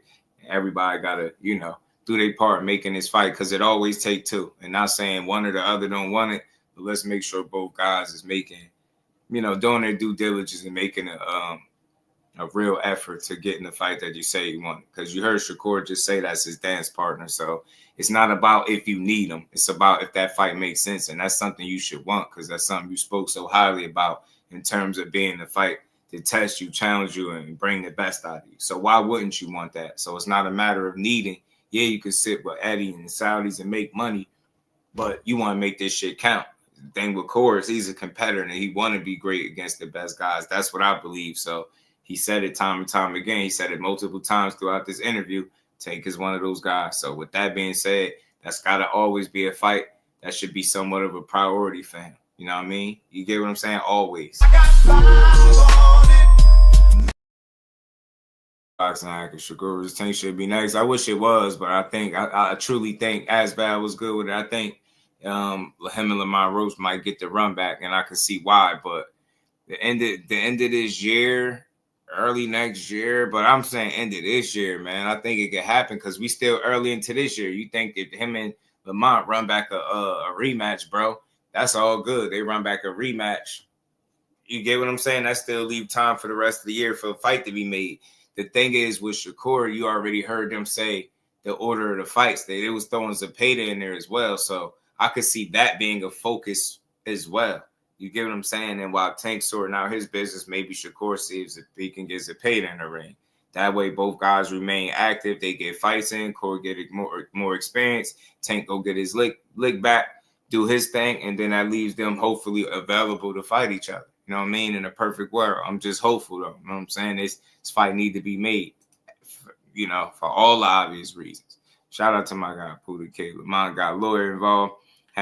He requested to overturn. Yeah, man. I know he's gonna try to get it. I don't see it budging, Pooh. I hear from somebody close to that situation that they basically like just put the information out there to make people feel like they were going to do something about it, but in reality, they already made a ruling, something to that effect, and they probably more than likely not going to overturn it.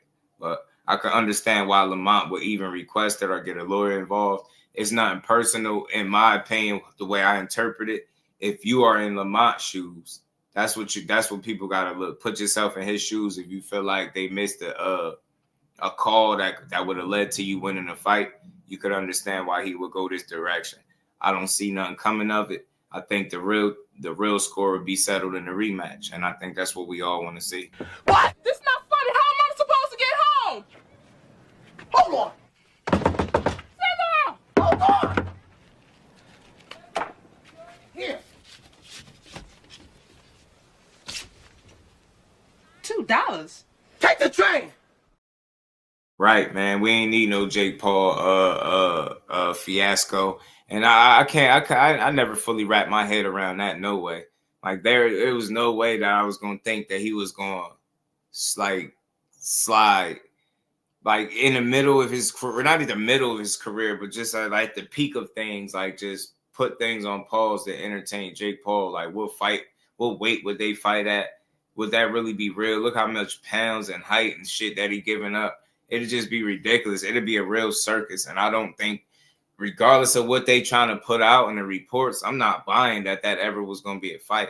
I hear people saying Pitbull because he was in the building and lurking around, but I don't see why they would go there with it. So that's why I say, man, Lamont, in a way, if Jake Paul or Pitbull was anything close to being a real option, then the draw happening on Saturday was the best thing that could have happened in boxing for that particular fight, because now that gets that shit out the way.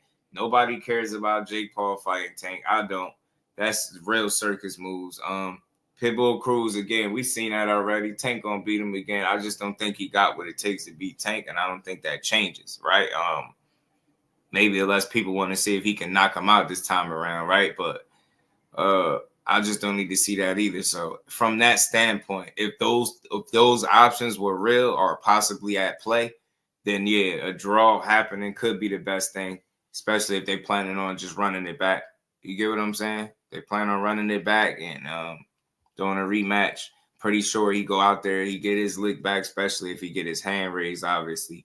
I don't think he'll be looking to fight neither of those guys. It just don't matter. Like, they're insignificant.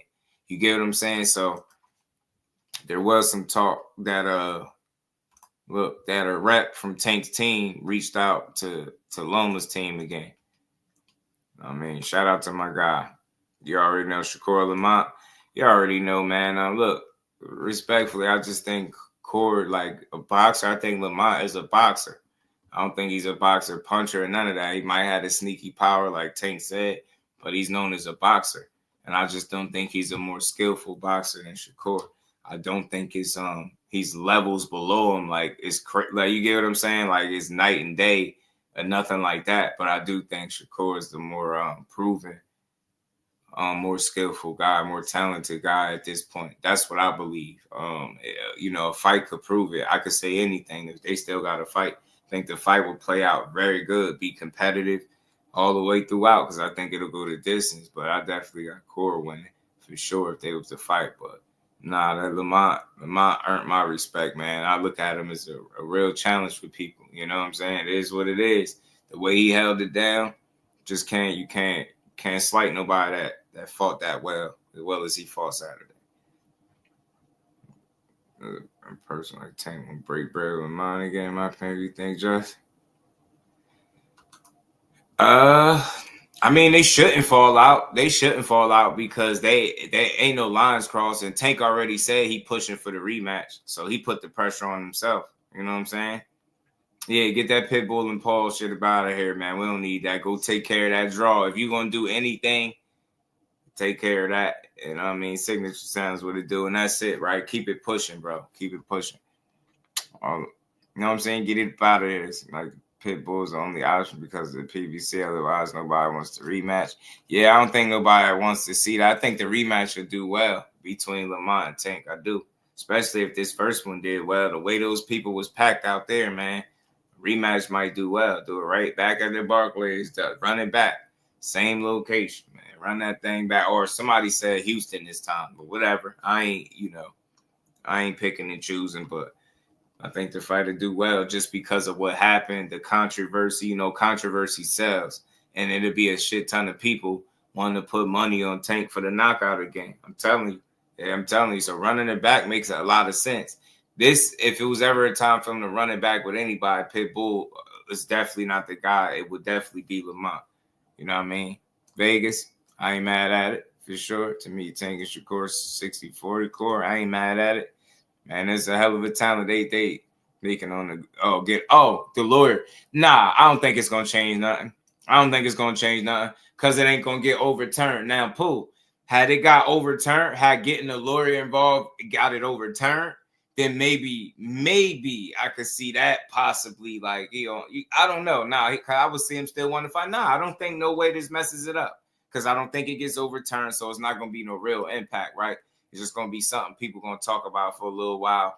And if you being real, like, you put yourself in his shoes, if that happened to you and you in a fight, you earning it and somebody was to take a knee, you going to want them to call it. So it's like, it's crazy. So I'm not surprised by what he's doing. I just don't think it's nothing gonna come out of it. They we call him Tank Puncher Chance Davis. Oh dang.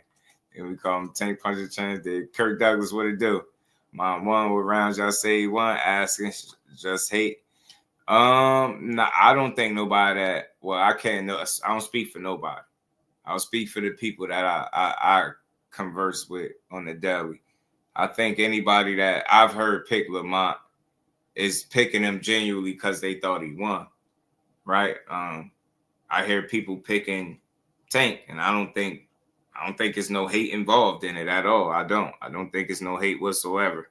I just think people see shit differently. You know what I'm saying? I watched the fight again before I got up here, and my opinion of it didn't change. It's still the same for me, and again, I'm willing to watch it again when I get off of here, just cause I could keep watching it over and over on Prime. But I just watched the fight before I got up here. My opinion of it didn't change. Still a very close fight, razor thin fight. It was nip and tuck. My opinion is, stayed the same. But if you see, that whoever winning, I ain't tripping on it, Some people hating because that's how they are. But for the real ones, like, some people just seen it differently. Jordan, what it do, homie? Got to run it back. Only person that could beat Tank is Tank. And that's what the consensus is. Too Rich was good with it, fam. That's what the consensus is. Nobody could beat Tank but Tank. But, I feel like anybody could be beat on the day, any given day. If you don't perform well, if you don't have your best night, somebody else do, you could be beat, right? But I get the saying, it feel like only Tank could get in his way, right? This was razor thin. Maybe this would be a wake-up call. Maybe he'll approach it different. Maybe he'll press on the gas sooner. Maybe he'll be more busy. It's a lot of different things he could do, but I'll sit back and wait to see it. You know what I mean? I know adjustments are definitely possible on his end. Our question was yesterday, could Lamont do anything differently and better? You know what I'm saying? Than he did the first time. So, you know what I'm saying?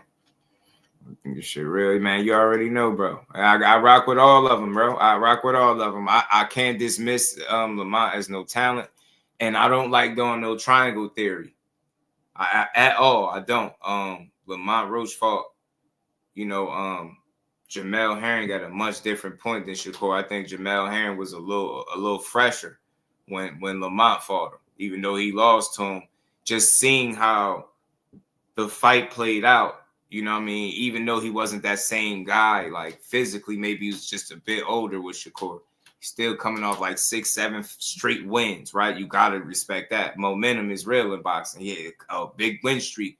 But the way that Lamont and Herring played out as opposed to Shakur and Herring, like, I don't like triangle theories, but I think it'll be more of I think you can apply them in certain cases when styles make fights. And I think that's what it'll be a matter of. It'll be like a chess match and a battle of the wits, and it'll be a thinking man's game. And I have a lot of confidence that that's the kind of fight it's going to be. Shakur going to win. That's just me, right? I seen him prove it. And like I said, it's one thing to be competitive, right? And I understand Lamont being fresher Herring being fresher when Lamont fought him, so it was a bit competitive. But despite that, Shakur didn't let this dude win a single round. It was a washing. Like, he washed him. You get what I'm saying? He completely washed him and took his title. So I think it stylistically, man, it'll be a very interesting competitive fight. I think if, in terms of being a proven boxer, and that's what they both are, I feel like Cora is a better boxer. You know what I'm saying? But Lamont is tricky. He showed me how well he could fight. Can't count him out because he showed you that he could raise his level on the night with whoever he in there with. So I'm not dismissing him at all. I'm just confident in Cora being able to outthink guys. And with them having that one common opponent, it's not just that one beat him versus the other. You see me acknowledge one fought him at a different time, younger, slightly better version, right? So I'm willing to acknowledge that. But also, he still was a solid damn champion. You know what I mean? Coming off stopping. Who did he stop? Carl Frampton. And Cora got in there and did what he did and didn't let him win a round. So I think it was very impressive. But that fight is competitive if they fight. You know what I mean? I don't think nobody just blows through Lamont Roach. You know what I'm saying? You heard what Shakur said about when he sparred him. He knew he was in there with somebody with some real talent. So I respect it, man. Shout out to my guy, Puda Cat. Are these pay-per-view numbers just here? 450, and we ain't never got a box again. Well, right. well. I already been getting these bet, but now it's time for you to get your just do. I'll tell you what, I'll go look into it. I haven't looked at anything and seen any pay-per-view numbers anywhere. It wouldn't surprise me though. It really would, because people will say one thing, but the numbers will say something different. So the way people was packed out in that arena, I wouldn't be surprised if it did well at all. Like it did well at the gate and and at the Barclays, right? So I would assume that it did pretty damn good. Yeah, any given Saturday, Banks. That's all, right? Everybody's human. Everybody has weaknesses or holes or flaws that could be exploited on any given Saturday. You just have to, it's who's going to perform on the night better under the lights. It really come down to that. Who's going to perform better? And I could say anything about who I think beat who, but if he don't perform on that night, all that shit goes out the window. He was hit on the nose. That interview talking about Tank. I heard Boots break down. I ain't mad at it because I heard other people break it down that way. I hear it going different ways. I hear some of the boxers breaking it down. They saying it for Tank, and I see math, right? I see things in common with people. What people are saying, like Lamont didn't do enough. Some of the people are saying that, but I'm willing to bet if you could flip flop the work, and Tank put out the work that Lamont did and and he ended up landing more punches as well and out jabbing them, and only being 6 power punches short of what Lamont landed. If it was the exact opposite, and he would, because some people felt like Lamont was the one pressing the fight, so I'm pretty sure if the roles was reversed, people would definitely feel like Tank won. It's just one of them things where people have to learn to understand that you're going to see different things. I feel like as long as what your assessment is, if you could break down what you've seen, it's all good. If it's not like wide and, something crazy, I guess, then, you know what I mean? But some people just seen that shit different, man. And maybe they victims of, victim of the moment, right? You know what I mean? Seeing Lamont standing there, give just as good as he got, countering the counter puncher, being more patient or just as patient as Tank in spots, right? It's just something you didn't see. He fought a much different fight than a lot of other guys. But, you know what I mean? I feel like if you've seen it 7-5 either way, it's realistic, man. I don't think this, because you got to tell me a draw. And I'm gonna go a step further, and people ain't gonna like this, but I don't give a damn because I'm being real. This is something that I observed for myself in boxing for years, way before me having a channel, talking to anybody about this shit. I noticed if the more popular guy, more times than not, is in a fight and it's a draw, more times than not, it's gonna be a fair amount of people, if not the majority, that's gonna feel like the popular guy lost. They're not going to rob him. You get what I'm saying? They're not going to rob him. I don't think they robbed Lamont either. I think that the knockdown situation was mishandled, but I think the scoring was pretty fair. You know what I mean? I thought it was solid. I don't think nobody got robbed. Like if Tank, they'd have said Tank edged it, I wouldn't have been tripping. Them dudes, it was one of them type of fights, but at no point in the fight did I feel like anybody was running with it, taking it and running away with it. So I don't, for me, it's okay. Like, you know what I'm saying? If you could explain what you felt like you seen, then it's cool. Because like I said, I heard Boots break it down and say Lamont ain't do enough, and Tank did a lot of work early that people overlook. No problem. I can't argue with that man telling him he don't know boxing. He do this shit. But I heard Jeff Mayweather, who's been a heavy advocate of Tank Davis for years and years, go on record for saying he felt like Lamont Roach won. Knockdown or not, no knee or no knee, he felt like Lamont won more rounds. Simple. That's what he said. So, like, is he a hater and don't know boxing, right? It's not that. It's just some people gonna see different shit. Now, I'm not speaking for the haters, the people that got hate in their blood that just was looking to say Tank lost. We ain't talking to them. We talking to the real ones that felt like they seen a really competitive, close fight that was going back and forth, and either guy could have got their hand raised, right? I don't think nobody should be outraged over a draw because I don't think nobody got robbed.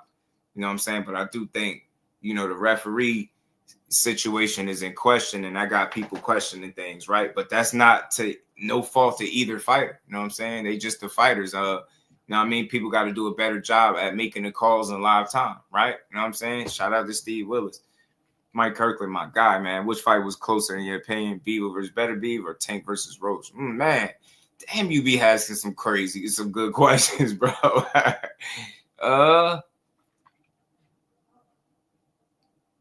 Damn, man. Damn, Mike Kirkland, you gonna make me think. I just watched Tank and Roach again, man. That shit was close. It wasn't for me, it was.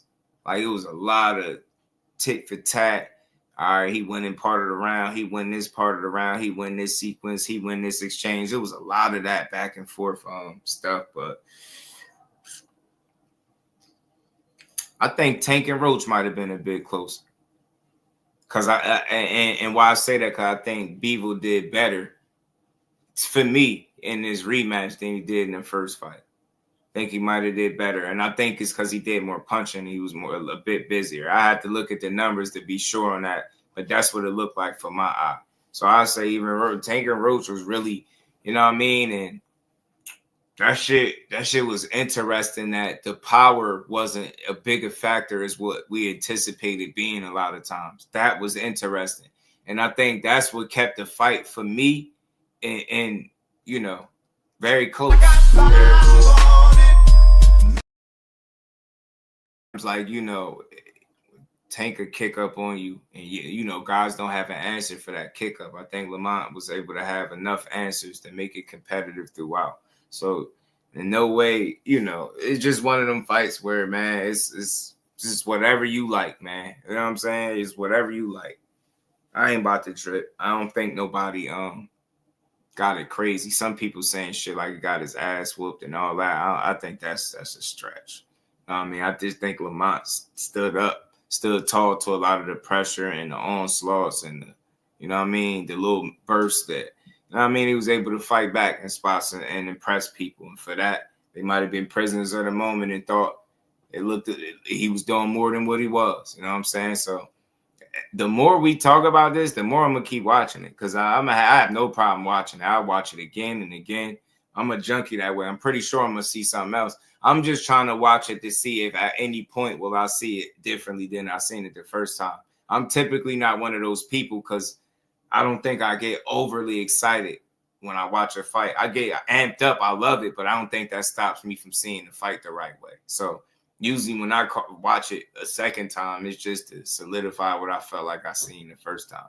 Every now and then you'll see it differently. So I don't know. Maybe like I said, I'll watch it again. P. Hunter was good, bro. Say you saw the best Tank. I was thinking, oh, I see the backhanded comment trying to be say, oh yeah. Nah, it definitely wasn't the best. That's a lie. That's a lie. That's 100% lie in my opinion. Like that guy, and it's still an opinion. I'm almost ready to call that a fact. Like we all know, for a fact, we seen him look better than that, for sure. That wasn't the best Tank. Yeah, that's people saying that so they could try to say like a draw is the best he could have done, right? That's the best he could have did, and that's a draw. Like you get me? So there go the backhanded compliment. Nah, that's not the best he could have done.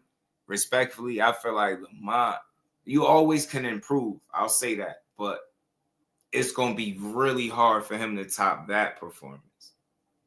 Tank, you know he can do some things better. And so could Lamont, obviously, right? But I think it's more room for Tank to do things better than Lamont, right? If you look at who you feel like might have missed the mark or not look like themselves or been a step off or slightly distracted or partially like, you know, lack of focus or whatever the case, then it would be him, right? You would think he got more room to make some adjustments and make some improvements to do considerably better. And that could change the outcome, because if an off night for him only results in a draw, you know what I'm saying? Despite I don't want to keep getting into the knee, the hell with it. It wasn't called. So what? So be it. I hated it in real time, but it is what it is. I'm not going to keep going over it. It's neither fighter's fault. Lamont Roach ain't overly tripping on it. I hear they trying to get it overturned. I doubt if it go anywhere. I mean, I ain't mad at it. It is what it is, but it just was one of them, man. It just was one of them fights where you just, it's what you like, man. Cash, what it do, homie? What's good with it, homie? We could do see the difference. Yeah, all things, what it do. Shout out to TuesdayBuild. How you feeling? I had better be in the first fight, even though I was favoring Beaver. I feel you. A lot of people had Beaver in both of them. I had Beaver in both. I ain't gonna lie. I think he did a bit better the second time around, so I ain't tripped. Sports predictions, what it doing? Then the Prime membership, you usually have a Prime account that you can use to pay for things. Yeah, I like Amazon Prime. I like the fact that we had it before they even made the deal, like, you know, before PPC moved over there. So it's like it's convenient. It's very easy to, you know, click a couple buttons on the remote, boom, and you back watching the fight again. So I like the fact that you got the Prime. You can go up there and watch other boxing fights as well as the one that you paid for. So I think that's dope. I think they winning with that. They might keep people around. They might keep people interested, making those older cards accessible for you to go back and replay, and then buying pay-per-views, spending your money. Because, you know, a lot of times you buy those pay-per-views and that's it. You can't watch it no more. You have to like DVR or whatever, and who really doing that? So, you know, now they got it Amazon Prime. You buy the pay-per-view, you go up there, and you're able to access it and watch it. Pooh the Kid, man, back in the Super J said, I'm just not sure. Focus Tank lose to Lamont. That's what I'm saying, and that's a fair assessment. And we ain't never got a box again. Well, Right. well. I already been getting these bet, but now it's time for you to get your just due.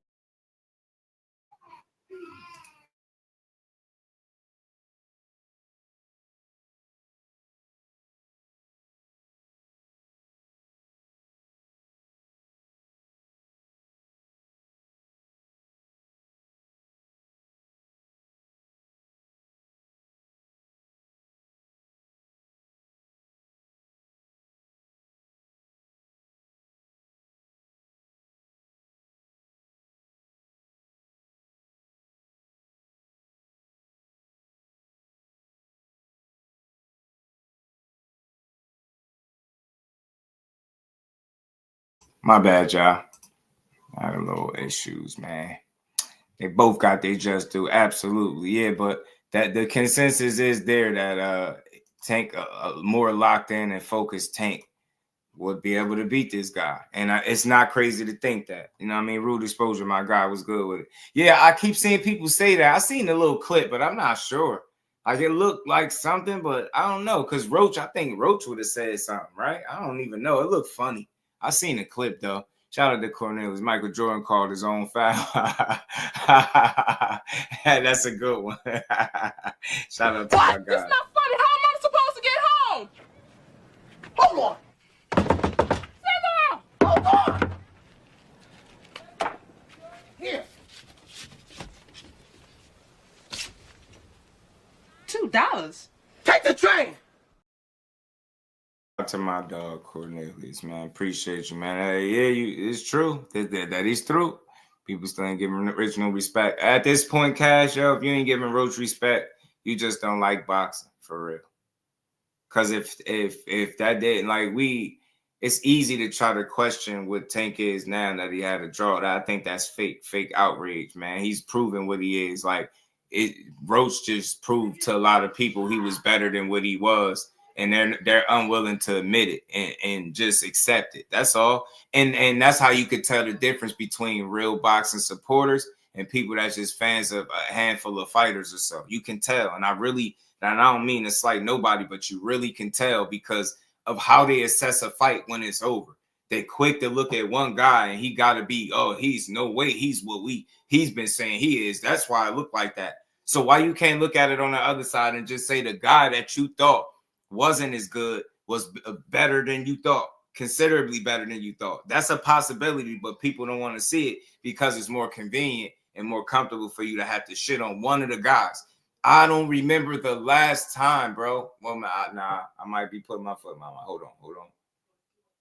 Maybe Beevil and maybe Beevil and Better Beef. People were cool with that. Like nobody got criticized overly too much from either fight. Maybe people respected that. But outside of that, every time somebody lose, it has to be somebody got exposed. Somebody's not good. It never could just be, that was a great fight. One guy was good, but one guy was a bit better. That can be true. That's possible. That's what a good fight is a lot of times. It's not always, this guy got exposed. Nah, he just got in there with somebody that was better than him on the night. And he lost. It's simple. So that's what I see, man. If you're not giving Roach credit at this point, you just don't like boxing, bro. Because you should easily be able to see what Tank showed you he was for years. And then seeing how a lot of people felt like he would, because of what he showed you, he would do X, Y, and Z to Roach. And when he don't do it, I think you should be able to look at Roach and say, damn, even if you want to say Tank had an off night or he was a step slow or anything, it's possible he's human. But on that flip end, you got to look at Lamont and say, bro was on point, man. He brought a hell of a fight, a hell of a game plan. He stuck to it. He executed well. He had answers for answers, right? You know what I mean? He had the answers to the questions on the test, man, and he did good. He did a hell of a job. So I think that's where we should be at. Just get that man, salute him, and let's enjoy the rematch if they do it, which it look like they are. Lee Jackson, what it do, homie? Look like they're going to do the rematch. So you just got to enjoy that shit, man. It Ain't nothing crazy about this fight. But let's get into this interview from Julian Williams, man. He did a sit down, man, and he had some interesting things to say about Tank, man. He went in, he dropped some footage. He did a bunch of stuff, man. He went on the podcast and started running his jibs. But my thing is, I think he got one loss as a professional, Julian Rodriguez, and I think he got stopped. I gotta look at him and see when the last time he fought, but I don't know. Maybe because I covered the last interview he did, that this one popped up on my feed, but I seen it. I seen him drop footage. I seen him running his mouth. And, you know, I ain't knocking it, but I'm going to let y'all hear what he had to say, man. Shout out to my cousin Ashley's Corner. How you feeling? Problem is a lot of boxing fans never been punched in their shit. Nah, for real. They ain't never been punched, and they just don't know how to assess what a good fight is. You get what I'm saying? You already knew what kind of challenge Roach was up against. You already knew why you felt like he was an underdog. And when a guy performed better than your expectations, at what point do you look at that guy and just say, "What job well done"? You ain't gotta praise him. I ain't with praising of anybody, but I'm with saluting and giving just due. You could look clearly at Lamont and say, "Man, job well done. That was a hell of a fight." Because I thought your ass was getting out of there in 8 to 10. I thought so. Thought 8 to 10 the show was gonna be closed, and the fact that it wasn't, I don't necessarily be like, "Oh well, all right, Tank. Well, you just clearly not what you said you were." Like that's stupid. That's the one time it don't go his way. That's what we do immediately instead of saying, "All right, somebody get your ass a good fight," and that's cool. Yeah, you might have been a step off. That's cool, but it was a great fight, and that's where I'm at with it, man. So we're gonna keep pushing, man. Shout out to them. Hope they rematch.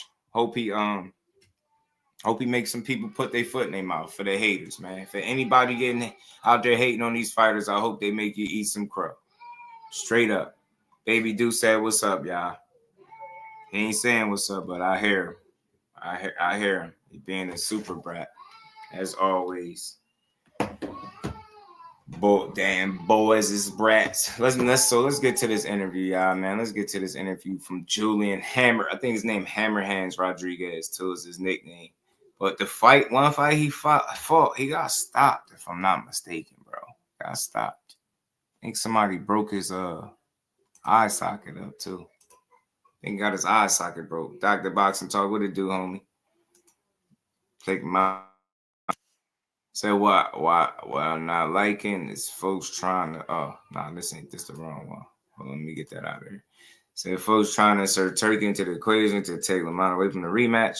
I don't think that's the case, man. I think we only look at things on one side.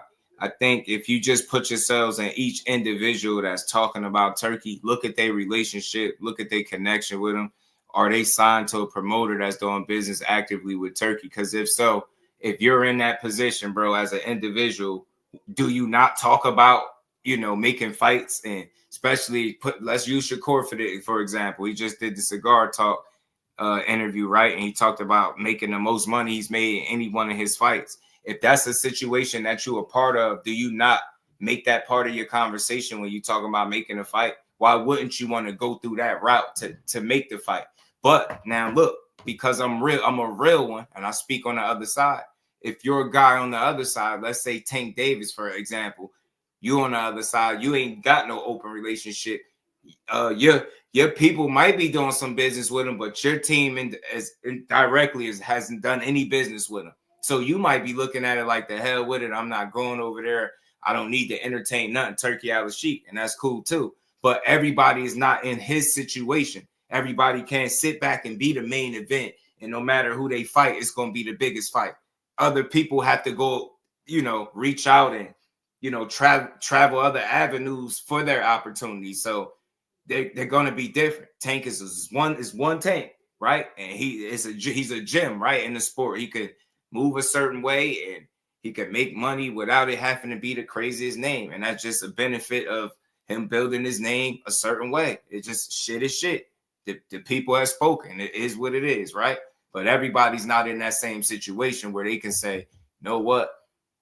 Get me. I can sit back and don't matter who you get what I'm saying." So if you're a guy that's working with Turkey and are you being promoted by a guy that's openly working with him, I think when you bring, when you talk about fights being made, you're going to insert him into the conversation for that reason, especially if doing business with him has been the reason you've been able to make, your biggest bag to date. Like, and at the end of the day, these dudes about money, right? Everybody can't sell the tickets, right? They ain't gonna be the big ticket seller like Tank.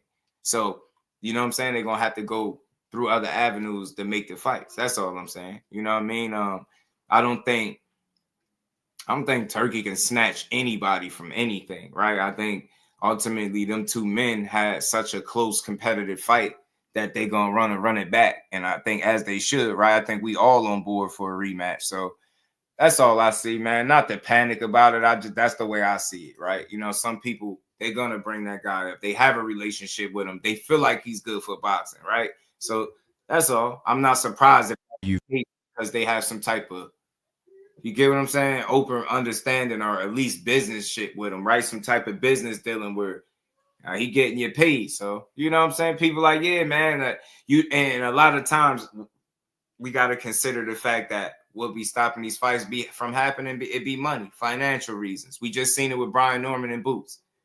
You get what I'm trying to say? And just look at it from that perspective. Don't change your mind. I respect everything you're saying. I get it. But for the people that is looking at it like this guy solves these money issues, these financial woes that people be having, what you asking for is like, from what we understand, and that's not much of an issue if they're going through that guy. So I think that's all that is. People trying to get paid and they're going to do it through the avenue that they feel more comfortable traveling. You know what I'm saying? So it just comes down to who going to work with who. You know what I'm saying? And I think in the case, if you're talking Tank, you already said on record he the A side, so you're gonna have to come to his table, so to speak, right? Not the other way around. So it is what it is, man. But let's keep rolling, man. Let's hear it. Shout out to John Rondi, man. He did this sit down with Julian Hammer Hands. Let's get to this, man. Let's get to this, y'all. Things that you discussed with bro. Y'all smashed Tank. that right, We bro. had Let's some keep rocking. Gervonta Yeah, they Davis need to tone conversations and things that went on. A lot of people calling you out for reasons that maybe they thought you weren't being truthful about sparring him and winning that spar or whatever that may be. So I want you to just air out whatever you want to air out today. I'm excited to hear more about it because I haven't caught up with you. So I want to hear about what you got going on right now. And so let me have it, man. What's new with you? Well, honestly, regarding the whole Tank situation, it was sort of, it caught fire unexpectedly because I have spoke about that in the past. And I've seen him after those interviews, and it's been all love. Mm-hmm. Yeah, right. For the most part, if specifically when we speak of Tank, just don't seem like he open to that being a possibility. That's his own thing. He can make his own decision. I ain't tripping about it. You know what I'm saying? But I think that's what it's gonna boil down to. If that's the fight you want, I don't know if he's gonna be the guy that's involved making it. You might have to go around that guy. He might have to sit on the sideline and you might have to go get yours. You know what I'm saying? But it's just, I always try to speak on both sides. I don't pick a side. I'm not favoring one side or the other. I just try to speak to both sides because I feel like that's the real way to do it. I don't have a side. I'm not siding with one fighter over the other. I just understand people's situations are different. Therefore, the way they handle and go about business is going to be different as well. It's just simple shit. Everybody got their way. You know what I mean? And everybody is going to do what works for them or what they deem best for them. And that's how boxing always been. Everything's been fine. But I think there was also a boxing page that has a decent following that picked up our clip and reposted it. And did they? Yeah, and they chopped it up to really kind of make it look like I was just like talking shit. See, that's funny because even when you said it, you said it with a ton of respect. It wasn't like, yo, fuck that guy. Like, I could beat his ass now if I wanted to. Like, here's the clip. I got it right. It was just like, hey, this is what happened. Like, it is what it is. Right. I was known as like his boogeyman. When he was slacking in the gym, they said, don't make me call Julian. Yeah. That's just reality. You weren't saying it as like a knock at the dude. And that's why the internet is such a crazy place where they'll take one clip, they'll paint a bad picture now about you like you're a liar. You were just talking. Like, it's a weird way that transcribed because I didn't think twice about it either. Yeah, they put up a poll. Like, do you think he's lying? Did they really? Like, yeah, 70-30 thought I was lying. Like 70% thought I was lying, and 30% was like, no, maybe it's true. That's and I'm crazy. Like, I'm like, all right. And then because he had all his minions come and comment and saying I'm capping and shit like that, so I was like, I kind of like was talking back, and it's just. Then he got into my DMs talking crazy shit. Even mentioning my son and just ignorance. It's him, Really? Tank Yeah, going so off, I Tank responded. going I'll off even on send the you that DM. back and forth. But once I realized the gloves were off now, then I'm like, all right, cool. Now I'll say the facts. Like, first of all, I've been beating your ass your whole life. It's not just, we had 2 fights or whatever. We were sparring all those years. And every time we did spar, I had him crying in the ring. And that's just the fact. That doesn't mean anything at this point, but I'm saying the facts now. He was crying every time. Then when we were about to turn pro, I fought him 2 times. And I beat him both times. The first time I dropped him. I will send you the clip now, and we'll drop it now.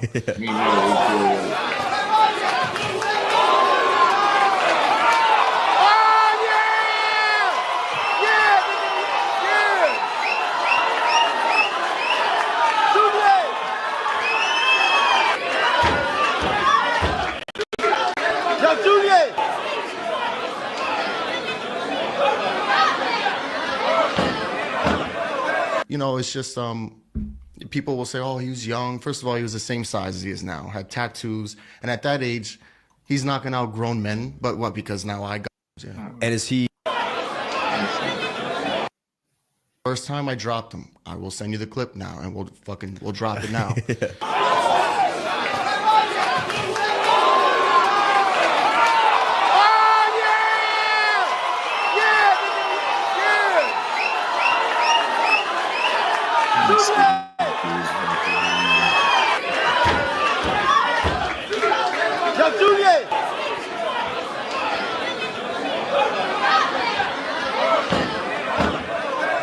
It's just people will say, oh, he was young. First of all, he was the same size as he is now, had tattoos, and at that age, he's knocking out grown men. But what? Because now I got him. Now he's a kid. Yeah. So there's a lot of hypocritical moments. How old were you guys at this point? We were about 16, 17. Okay. I fought him 2 times. Yeah. And is he a pro at this point? No, right before we turned pro. Right before you turned. Oh, you both were at kind of like the same levels. Yeah. Okay. And then we mentioned that was the interesting part for me. It was like, why do you think you guys went such different paths in the boxing game? And you mentioned management is so important. Right. Management, injuries, injuries early on because I was overtrained my whole life. What's funny?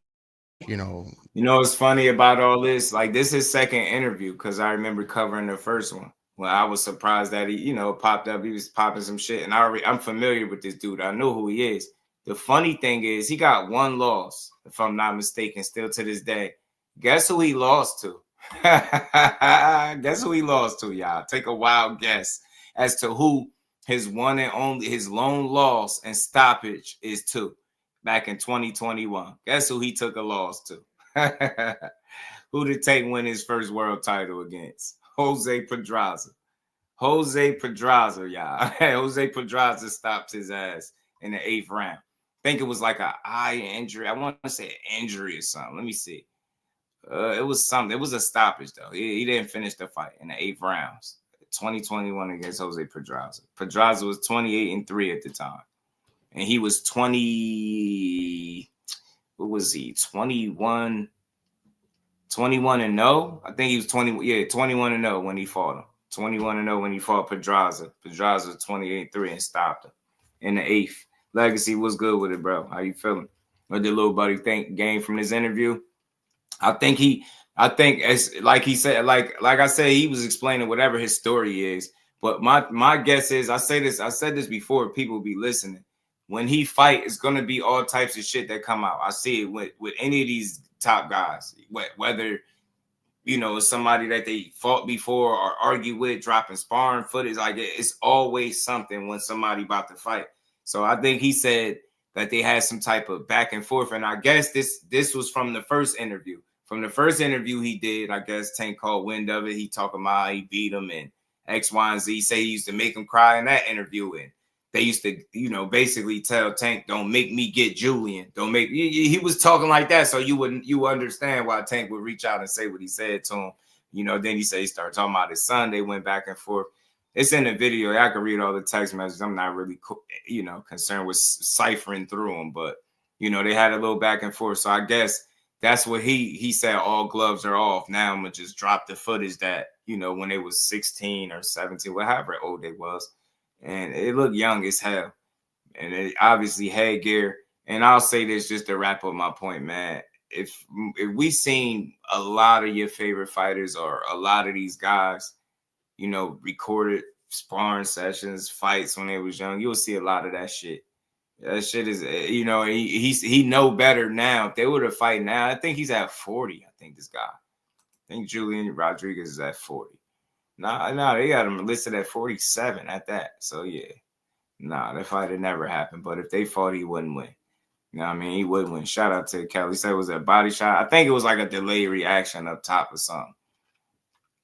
Let's get back to it, man. See what else he had to say. I'm not going to play this whole thing. It catches up. Yeah. You know what I mean? So, like, there would be little dips here and there where, the next fight's on HBO, and then, boom, I have to get surgery. Yeah. So, like, you know, I understand also from a business point of view why, like, they'd be, okay, well, let's take it easy with him, or let's focus on somebody else in the meantime or whatever, especially when I'm still young at that time, you know, 20, 21 years old. So, right. Yeah, it did, right. Here I am, fully recovered and healthy. Great team around me. And, yeah, I'm ready to go. Everyone's going to get it this year. There's no holding back. This is from 4 days ago, yeah. I'm very comfortable with my team. The trust is there, and that's incredibly important to someone that's in this fight game. Is that something that you like when I found it? I found it the day he dropped this, but I had got distracted and I forgot to even talk about this. But like I said, this is all around the time that he fight. I know I usually notice you start to see like a bunch of different content. This one did this. Some of it, most of it be clickbait, but I just happened to. This one caught my eye because I remember covering the first one, and I think he went on the same exact podcast and did that one. So he went back. And this is like a continuation from that one. So the first time they were young, he was just talking about it. Like I said, man, boxers are sensitive, and I get it. They're emotional, they're sensitive. It's their careers, it's their reputation, ego, pride, all that shit. But when he did the interview, if you listen to the first one, he wasn't telling the story in a clout chasing manner. Like, he ain't shit, and I'm just clout chasing. You know, people ask these questions because they hear shit. So he started talking about it. I think he went into detail a little bit too much. Tank wasn't feeling it, reached out to him. They went back and forth in the DM, and then he came back on this show and did another interview. And then he dropped that piece of sparring footage or the little fight that they had. He said they fought twice. He won both times. That's the time he knocked him down. Who cares, though? Like, nobody goes through the amateurs undefeated. And like I said, man, a lot of people get dropped. I'm just being genuine with it. A lot of people that shit ain't about nothing. That ain't. But he didn't, like I said, for me, listening to him tell his story, he was just, it comes up in conversation. One thing about these podcasts, they going to get shit out of you that a lot of people don't, especially when you be face to face or in studio with them. They be digging for the dirt. So he just asked about it. And I think the fact that he's popular, and you got to think, look at his situation, right? He a guy that he had got stopped by Pedraza. He's had 2 wins since then, but he's been relatively inactive. So they already know how the algorithm go. I'm just being honest. I'm starting to understand and see this shit for what it is. Oh, shit, Tank fighting? Oh, yeah, let me go back up here and talk about the time that I beat him up and I dropped him. Oh yeah, and I always been beating his ass. And it's like you doubling down on all the stuff you said. I ain't knocking it. I think it's just part of the game. And it's a way to get people to kind of look your way. Like, look at this. Look what happened over here. Because he got my attention. That's the first time I seen that little clip like that. You know what I mean? Where he, he never showed that. He didn't show that in the other interview that he did. He just was talking about it. So they did a poll asking him, was he lying? And it like 70% said he was lying. You know what I mean? The other 30 said he could be telling the truth. But there you go. But who cares? I think ultimately that's what he's doing. It's been a little quiet for him. Like I said, he had them 2 wins since Pedraza, but those names ain't hitting on nothing. You know what I'm saying? You beating guys that you're supposed to beat, fighting 8-rounders and shit like that. So, you know what I mean? He's trying to get himself back in the mix. And what better way to do it? You're going to use one of the bigger names in the sport to do it. Yourself and... It depends. It depends what I choose to focus on. Yeah. But at that time of my career, I just gave other people the complete power and control of my career. Maybe because you were young. Right, yeah, I was young, and you think like, okay, these people, I trust them, their guidance. They know everything. But sometimes they don't know everything, and they are just as blind as you are, but yet they're steering the ship. So like, and all it takes in this game is to rub somebody wrong one time. Right. The wrong way one time, and it's just Mara had a good spot. And they go into it now. Sure. You know what I mean? So now it's I've dealt with a lot of that stuff in my spook, career. wasn't he? I would assume it's like you have full trust or more trust in this team now because you have trust in yourself to know, like, hey, there's some red flags that are being raised when I talk to this potential, whether training partner or trainer or coach or manager. Like, you're asking the right questions now at 16, 17 years old. Yeah, this dude here, though, overall, he was a solid fighter. He had the hiccup against Pedraza, but shit happens. But he's a solid fighter. I just think he got the attention like most people do when they tell they famous Tank story, right? They know how the algorithm work. The podcasters know, content creators know. We all know how this shit go.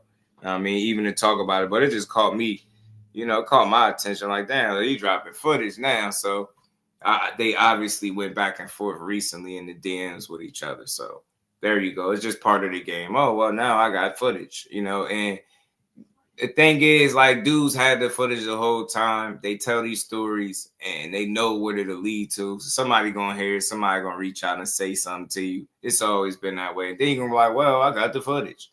And there you go. Now you got your 15 minutes of fame or whatever you was looking to get. But he's a good fighter nonetheless. And I will say this, his initial, like, him introducing his information wasn't like, it didn't sound like I'm trying to clout chase and one up him or nothing like that. It just was him, somebody asking specific questions and he started talking about it.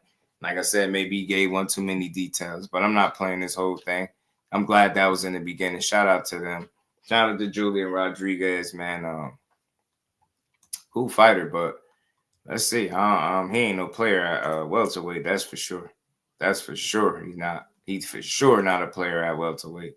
Let's keep rolling, man. I got one more clip from my guy Keyshawn, the businessman that I meant to play before a couple of days ago, but we're gonna talk about it now. You're gonna get to it. Where is it? This dude is a nut, man.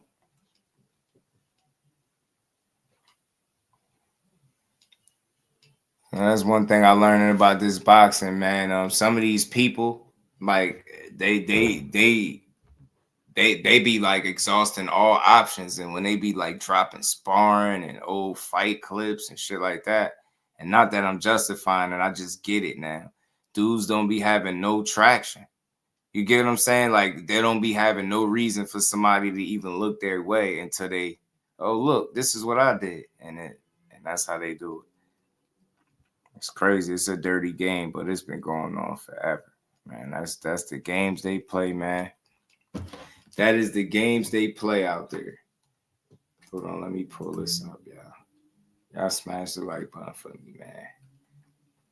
Tank his ass beating sparring, but knocks him out when it count. Yeah, that's pretty much what it is. Yeah, I always said that. Getting your ass beaten sparring, it's not all bad, because it prepare you to get up under them lights and do it. And some people, although they're good keyboard warriors, right? I mean, are good gym warriors. I said keyboard. They're good gym warriors, right? But it's different under them lights. It's just like Paul Spadafore used to get Floyd, tough ass sparring. I said, as a matter of fact, all the sparring I seen from Floyd in my life, the guy that gave him the toughest sparring was Paul Spadafore to me. And I ain't never seen Floyd look like compromised like that in the sparring. He looked gassed, tired, spent. I was like, man, this dude really gave Floyd all he could handle. But you just think about it, had they fought for real. Like, it's nobody that would have picked that dude to beat Floyd. Nobody, not one soul. Not one damn soul.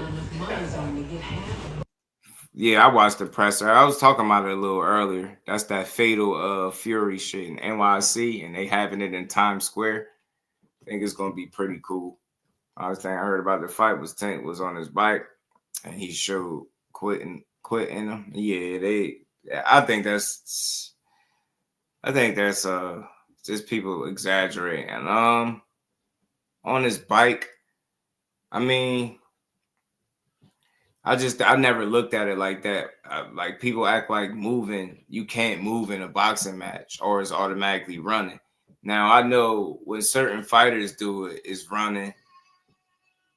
And then when other guys do it, usually it's not called that. I think they just go in that direction because they trying to pile on because he didn't get the desired result. You know what I'm saying? Yeah, you got it. It had little moments. T.O. was being T.O. weird. Barboza was going back and forth for the most part. Ryan said a little bit. Devin ain't really say too much. They could have, you know, sparked it up a bit more, but I think people seem like they was trying to be on their best behavior out there or something. So nobody went too far. Only T.O. was doing the most over talking, like an ignorant fool. Let's see what the businessman had to say, man. This damn nut, you know he about to get up here and act up.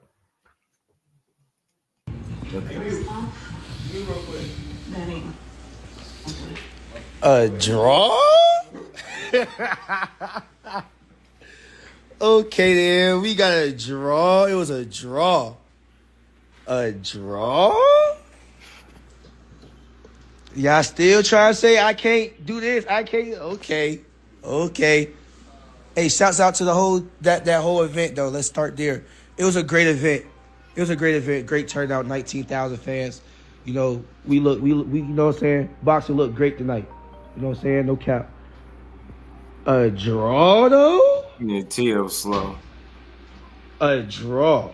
Let's remember now, this man came from 130 pounds. I'm the best at 135, man. We kept trying to tell y'all. Lamarche ain't that bad. Lamarche. That shit fucked my head up. Damn. Lamar ain't that. See, this the thing though. Hey, look, he say about to say it again. What he say? That bad. He ain't that bad. That's why it don't mess my head up. Cause I make it make sense. If I realize that Lamont ain't that bad, and I don't even want to put it that way because that's not giving him his proper due. Lamont is a lot better than people gave him credit for. I've seen this shit happen for years in boxing. We underrate somebody because they took a loss. He even had he had a draw already on his record. You see that and you already dismiss him.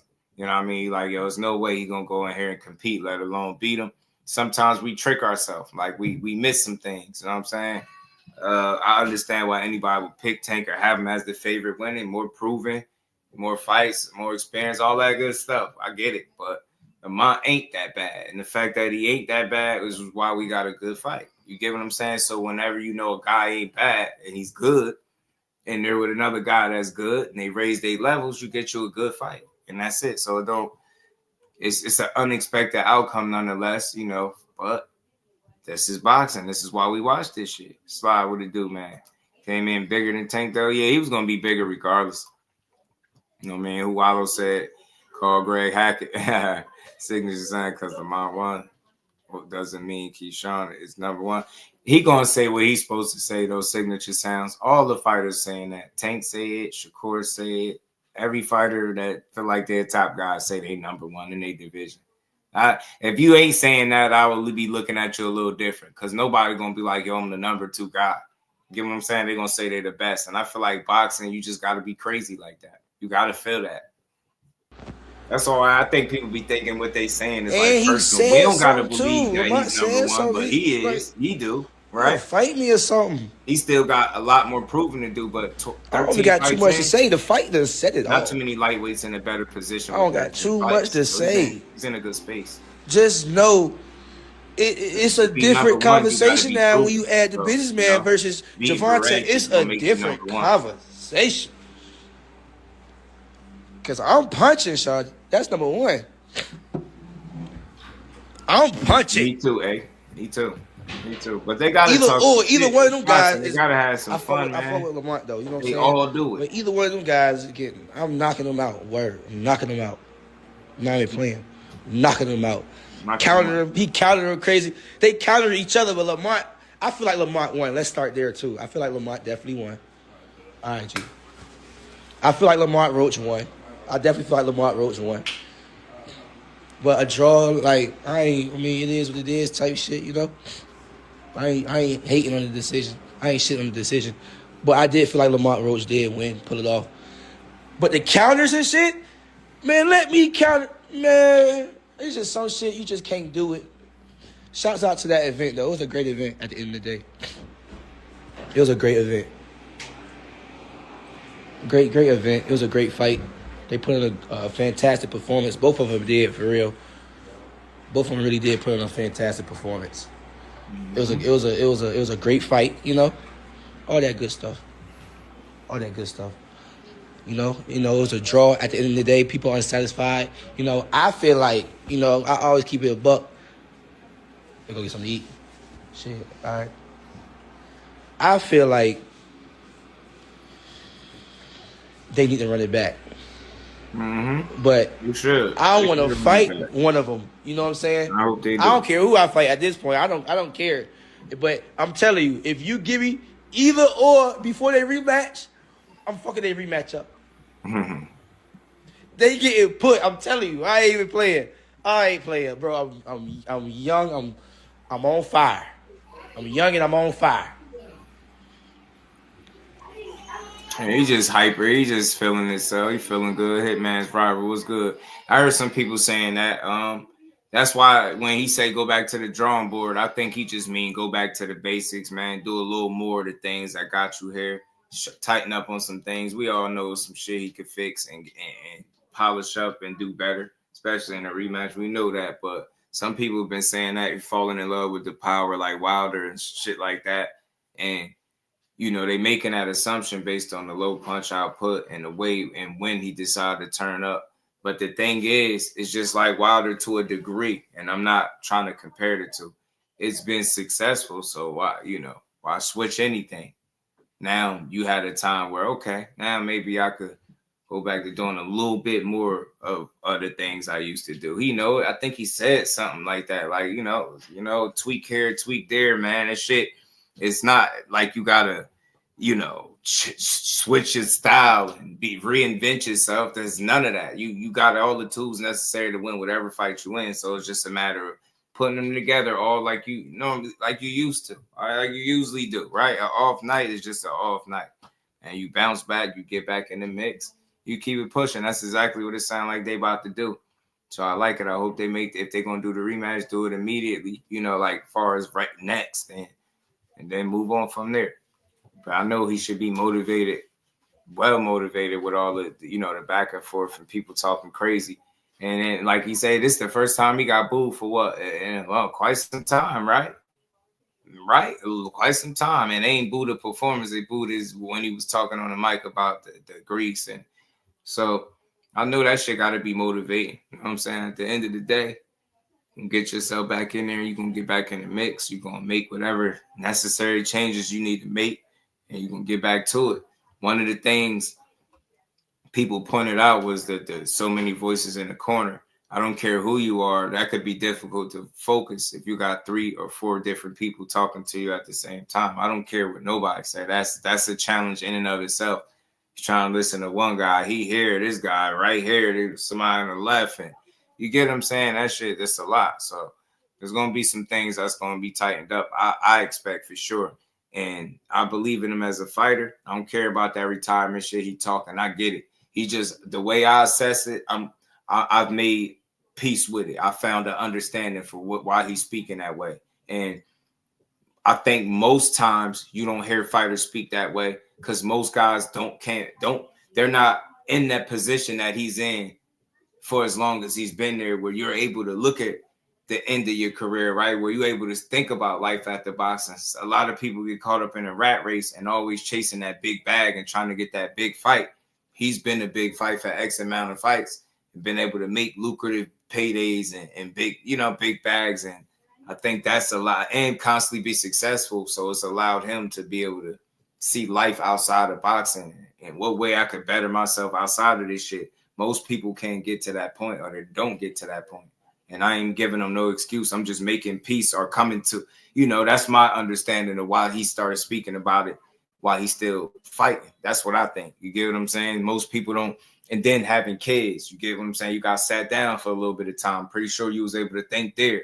Get what I'm saying? A new kid to do it. Like now you're thinking more about being a dad and being a father to your daughters and your son and this and that. So just want to be a person after a while. And a lot of people don't get to that point, you know, unfortunately, in boxing, because they get caught up in having to chase and fight well beyond their prime. He ain't had to do that. He well within his, and he think about, like, you know what I'm saying, life after. And people just don't come to grips with it. You know what I mean? It's hard for people to hear a fighter speak like that if they still fighting. He still got hair done 2 days ago. That's gonna be the jam for a little while. They're gonna rock out to it for a little bit. Basics equal. Yeah, hey, melanin. Simple, you know? Yeah, that's why I say just a little tweak here, tweak there, melanin queen. You get me? Calvin equals Avon Barksdale. They work magic, man. It's no denying that. It's no denying the magic that they've been able to make with each other, bro. It's no denying it. That three-headed monster is a mean team, bro. We being honest. You know what I mean? The three-headed monster is a mean is a mean trio, right? It's a mean trio. Let's get back to this though, man.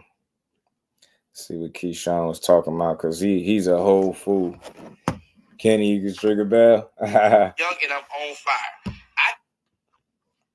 But I want one of them to fight me first. It's nobody else. I mean, it's nobody. Man, I'm a world champ now. For real. Shit, for real. Just know when y'all ask me about light skin again, and I start popping shit, don't be like, oh, he delusional, or Tank to knock you out, or just don't say that to me no more. That's not allowed to be said to me no more. I'm shutting that shit down right now on live today. Don't fix your mouth for even saying this man to knock me out. He is fool. Don't fix your brain in your head to tell yourself that. What you talking about? Keyshawn's an idiot, bro. This man's a fool. For real. Y'all knew I was gonna get up here and pop some shit. Damn sure it was. Gonna knock me out. It's crazy. Shouts out to the whole event though. The whole event was like that. I'm not gonna count. Yeah, ain't no way you can't do nothing but appreciate that. The way he was able to bring them people out like that. That shit looked packed. It made the ring look small with so many people there. The seats was filled. I ain't gonna say what. Gilly crazy as hell, man. I can't fuck with Gilly right now. Man, I'm about to try to get Gilly up here. I'm like, look, man. I was like, Gilly, I'm on live. Let's qualify them. They can't. I'm the best at 135. I'm the best. Fuck that. I'm the best at 135, Gilly. I'm on live right now. I'm going crazy. I'm going crazy right now on live. Hey, say what's up to live, Gilly. What's up, y'all? Man, I'm the best at 135. Look at this man, a damn fool, bro. A bug out. So you ready for that Tank Davis fucking? Man, I'm ready for either one of them. It's a draw. Shit. I'm ready for either one of them, Gilly. No bullshit. You can't fuck with me, man. I can't try to tell niggas. It's a new sheriff in town. You hear me? They'll pop it on their ass too. Hey, Primo, man, it's a new sheriff in town, Gilly. If you just, like, I know people hear this and they be like, bro, what's his problem? Like, why is he talking like this? It's boxing. You better be super confident until somebody prove you otherwise. Like, I feel like the sports in general get like that because they that type of competitor, especially boxing. So, you know, people take their opportunities to take their jabs, talk their shit. They're going to be confident, but all fighters are like that until they lose. You know what I mean? I'm not saying he's going to lose. I'm not wishing that on him, but he enjoying himself. You see his face. He's smiling, having fun. He know he just popping shit. He's just talking shit. It's like, I look at it as entertainment because what he's saying is within the realm of boxing. Oh, he ain't knocking me out, man. Nah, man. Don't say he knocking me out. Like, you get me? It ain't going like personal and he keeps shouting out the event. So he giving credit where it's due. Shout out to both put on great performances, but he ain't knocking me out. You expect him to say that. Who gonna get on live and be like, yeah, this dude knocking me out? So it's normal. It's like regular fighter talk. That's why I say I like it, because he's keeping it boxing. It's tasteful. It's like, I like the energy. It's entertaining, right? But it's easier to say, a lot harder to do. You know, we know that. And for him in the position he in with 13 fights, experience going to be his best teacher. So that's all I'm saying. I know people be going hard on him, but he just be having fun. That's why I like him. It's I time like for Keyshawn. something new. I'm Enough power for any. Yeah, I think so too. Shit. Lance, what it do, homie? How you feeling? Right. Nah, it was a great event. Right. It was a great turnout, you know. But Marcus, you know, what it we do? fighters. So Right. I see shit so in they there become that's a like, meme. oh nah, he can't do that with me. You just see shit in there. You feel what I'm saying? You just see shit. It's like, nah, he just not on that level. Like Lamar fought like a fight like he ain't scared of him or none of that shit. I'm just glad it was a good rumble, man. Lamar came to rumble, man. Yeah, for sure. Beef with Frank Martin. I'm on his ass though, Gilly. I feel what you I don't think they got no real beef though. But you know how I'm coming. I'm fucking him up. I fuck with Lamar, so I ain't gonna come down a little bit. But I'm fucking, what's his name? I'm fucking light scared up. I'm telling you. He keep calling that man light skin. I just got to the crib. They got to hit you tomorrow. All right, man. Just hit me, man. Man, I'm fucking him up, man. Stop playing, bro. Like, stop playing, bro. Like, stop playing. Ever since this day, let me put the light on. His ass hyper. Ever since this day, when I fought this 160 pounder, this man was 160 in the ring. Stop playing with me. Let's talk about this. He was 160. 160. Look how little I am. Got little ass chest. I'm little. Look at his arms. Look at that shit. Fucking, I was fighting. I was fighting a gladiator that day. Right. And I knocked his ass out. Right. Ever since that day, I say I'm knocking anybody out that come in here. I don't care. Right. Whether it's to the body, what else? Whether it's to the head, you getting knocked out, son. Real talk. I'm about to be the face of this boxing stuff. Let's talk about this right here. Let's talk about this right here. This is where it all started at the MSG, man. This is something new. This is something new right here. This is something new. The boxing world needs something new, and I'm that something new. New face of boxing. Talk about that. You heard him. Talk about that. I got some more shit. Keep pulling out. Punch so hard. I punch hard, bro. I punch hard. Keyshawn is I punch hard. I spit when I punch. Stop playing, son. This man say punch hard. He spit when he punch, yo, bro. This man is a damn comedian, I got so much bro. shit I gotta hang up. Just a fool. He's just a good energy kid, bro. Just good energy. I think this shit is harmless. Too hard. All these dudes better be confident like that going in there with Tank. I'm telling you. Because that's part of the battle. That ain't the whole battle, but that's part of it. You go in there 10 minutes scary. It ain't gonna work out for you. And when I go on this knockout spree, don't just believe me. Just believe me. Just believe me when I go out on this knockout spree. Just believe me. I'm telling y'all this right now. Yeah, I love it. It's just 1,500 people up here. I'm telling y'all this right now. You know how to keep when it boxing. I go on this knockout spree, I told y'all that before. I'm telling you, anybody in the ring with me is getting knocked out. I'm telling you. I punch hard. Keyshawn, like I punch hard. I punch hard, bro. He's a comedian, man, in a good way, man. Damn good fighter, man. Very talented. He just gave his thoughts on the fight, man. He's supposed to say all he's saying. You confident he ain't knocking you out? You got to think like that, because he damn sure got a really good chance at doing exactly what you think he can't do. The Roach fight changed things. Mystique, confidence gives you a real chance. Yeah, it do. It's kind of like, you know, when Sergey Kovalev wasn't the Crusher no more, and Gennady Golovkin wasn't the, you know, it didn't look like the KO guy at once upon a time. Like that shit always looked like that. But all it takes is one performance in boxing, but all it takes is one to get you right back like that. A lot of people might overlook and think a guy is not what he is, and then you get in there and see that it's totally different. That's what happens a lot of time in boxing too. So, yeah, man, sports, yeah, I'm telling you, especially boxing, bro. I say that you got to think that you could beat the other guy on the other end of you, bro. Or don't even get in there with him at all, man. So I like Keyshawn, man. He just talking trash, new face of boxing, new sheriff in town. I think that's what he's supposed to do.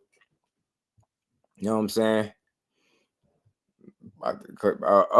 Shit! She talking about coming for Keyshawn. She gonna get you now. She ain't gonna get. I think she occupied. You might be safe.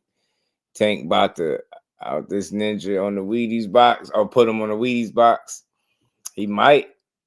Shit, but I think that that's a future fight. Obviously, that's not something that's happening right away. That's a good future fight. It's a good future fight for sure. It's a damn sure future fight if Tank's still around and Keyshawn obviously still doing what he's doing and winning. Good future fight. It's better have that same energy because now y'all done woke up a different beast. Big No Gaming, shout out to you. I mean, look, I hope they did. Waking up a different beast in Tank is great for boxing. It's good for his career personally as an individual, right? As a fighter, and it's good for boxing. If one of the kings and one of the faces of the sport is at the top of his game, it's better for everything and everybody. I mean, it's bad for his opponents, but it's great for the overall sport, right? I mean, he getting there and do what he do,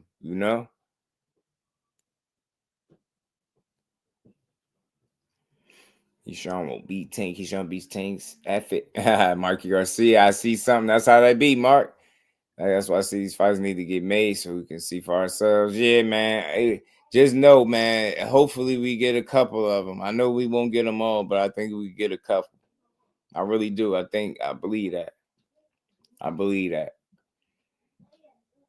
I just read them. I just said you said Keyshawn beats Tank. F it. Keyshawn will beat Tank. That's what you said. I say ain't nothing wrong with that. Like they know how you feel about Keyshawn. I think everybody knows how you feel. I'll tell you this, man. Right now, it'll be a great fight and all that, entertaining, but it'd be really hard to bet on him beating Tank with 13 fights. I ain't saying it can't happen, but for me, for my money, that's not where I'm putting it. And I love Keyshawn, but right now, this is a little early for that. More experience is going to be his best friend. You know what I mean? Good matchups, good tests, things like that. Like, just more experience for the most part. He got all the tools that he going to have. He just need to keep polishing and honing on them, getting better. And, you don't win 30 fights just being a okay fighter, right? To me. Not doing it the way he's done it through the multiple weight classes anyway. So, Keyshawn on the channel, watch. We can get Keyshawn on. Man. So that's all it is. He just need more experience, bro, for that to be, a real thing. Because I think, right now, that's what people look at it as. It's a bit too early. But then again, he got a title, so it ain't all that early shit is out the window. It's whenever the opportunity presents itself. As long as he holding the championship, it's whenever the opportunity presents itself. And he got to answer the call. But shout out to them both. Shout out to them all. We want to see these fights. Hopefully we see them. The Fatal Fury presser was kicked off. I'm looking forward to the May 2nd card. I hope it's a damn good one. Behind that, say politically, if you stay straight with Top Rank, he'll go wherever you're trying to go. Tank step drop. Pink has to rematch Roach. Shakur and Keyshawn are now favored over Tank. I don't think it's stock drop. I had the E piece to the Queen. How you feeling? Howdy, partner. Keyshawn almost got dropped by Albright. For sure he did. He got clipped with some shots. Got clipped with some shots, Got clipped with some shots, but almost dropped and knocked out is different. But I get your point. Listen, Tank got enough power to knock out anybody he get in the ring with. Keyshawn just feels like with his skills and stuff, he won't get knocked out. I don't think, because he said he's not knocking me out. Not that he can't knock me out. That's different, right? Saying somebody not knocking you out and they can't is two different things. Tank can knock out anybody with the right shot. I think that's clear. I think we all know that. And I think even the fighters know. But I think that's how you got to approach that fight. Like Shakur said with Lamont, he said he pretty sure it was mental. He had it going through his mind that he ain't getting knocked out. And you heard how Lamont was speaking. So I'm pretty sure Lamont would agree that that was the case. It's a mental approach, bro. You can't be timid and scary. Know what I mean? If you are, then you might you know, you might be administered some melatonin. You know what I mean? Yeah, Lamont said that to himself. That's a fact. That's what I believe.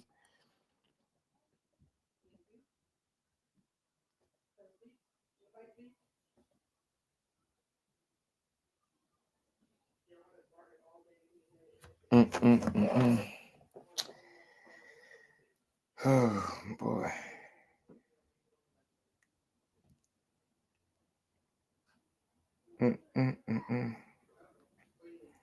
It's always oh man, back to what we was doing. My bad, y'all. Tank is in the same position as Boots. Nobody's scared of them no more. I mean, look, that could be good.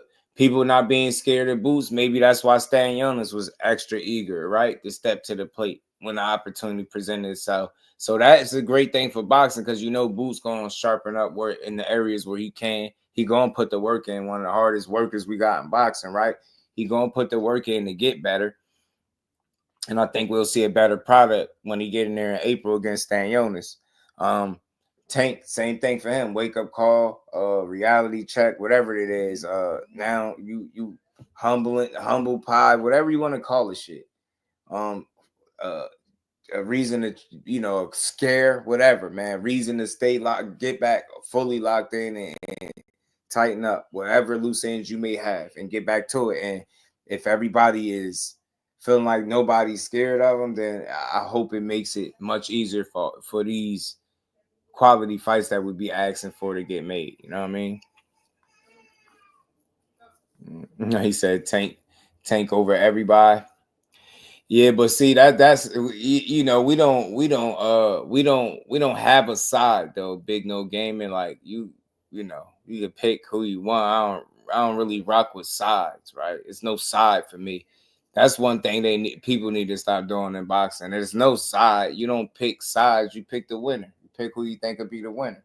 So just because you think somebody might lose a fight, don't mean you can't rock with him. Look how many people counted Lamont Roach out. Should he be telling all the fans that, you know what I mean? No, don't nobody rock with me now.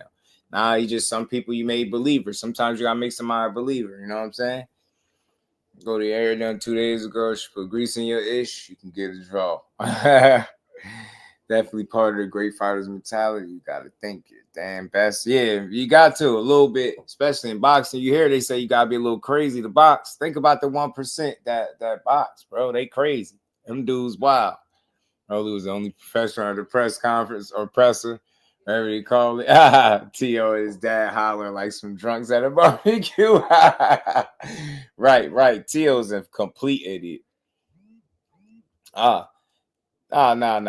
Shout out to Big No Game. You already know. Yeah, man. Take over everybody. Ain't nothing wrong with that, though. You can still have that approach. But what I'm saying is you can have whatever fighter over anybody, but always rock with the sport the most first. You know what I mean? More than any one fighter. But I get you. Yeah, nah. A lot of people say that. I'll tell people quick Shakur over everybody. But that don't mean not over everybody. Not over boxing. Not over the sport. Right? Not Shakur over the sport. I could just pick them to beat certain guys if I feel like they fight. That's all. Dude was T.O. trying to dress like, yo, yeah, I think so. Some hillbilly stuff. Yeah, I think so. I think so, bro. It might have had some undertones now that you say it from my view. Could have. He just an idiot. He just don't know no better, and his dad is leading. It's like the blind leading the blind. They're two idiots, and I don't expect to see nothing different from them at all. They're a clown show all by themselves. They're a clown show all by themselves. Hey, yo, man. Man, yeah. Let me get up. Man, y'all smash the like button if y'all haven't. Man, this was always another dope build, man. We talked a little bit about that presser. I think that's going to lead to some good fights in the future, man.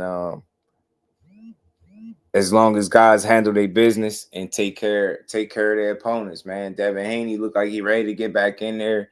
Ryan looked like he trying to turn over a new leaf. TL still slow, still loud and dysfunctional, him and his dad with all that mouth. Let's see who stand on business come May 2nd, man. Tank, Roach, get y'all rematch popping. Let's see it. Shakur, get them hands held. Know what I mean? Go get a Zepeda. Tank, make them fights. And let's keep pushing boxing, y'all. Q overall still don't know how to be cool like me. That's all. Tell them after you know what I mean? They don't got no swag. Tio ain't got no swag. That's all. That's all after. He ain't got no swag, man. You know Tio ain't got no swag. None whatsoever.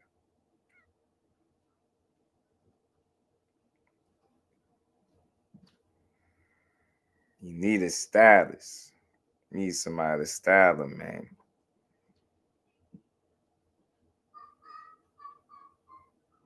Tio a damn fool. But shout out to everybody, man. Shout out to the queens of the chat, the kings of the chat. Don't mess with Texas, my guy. I wear an armband. Yeah, he had armbands, bro. 2 armbands. Like he about to go play a pickup game, bro, and run his ass to the fields after that.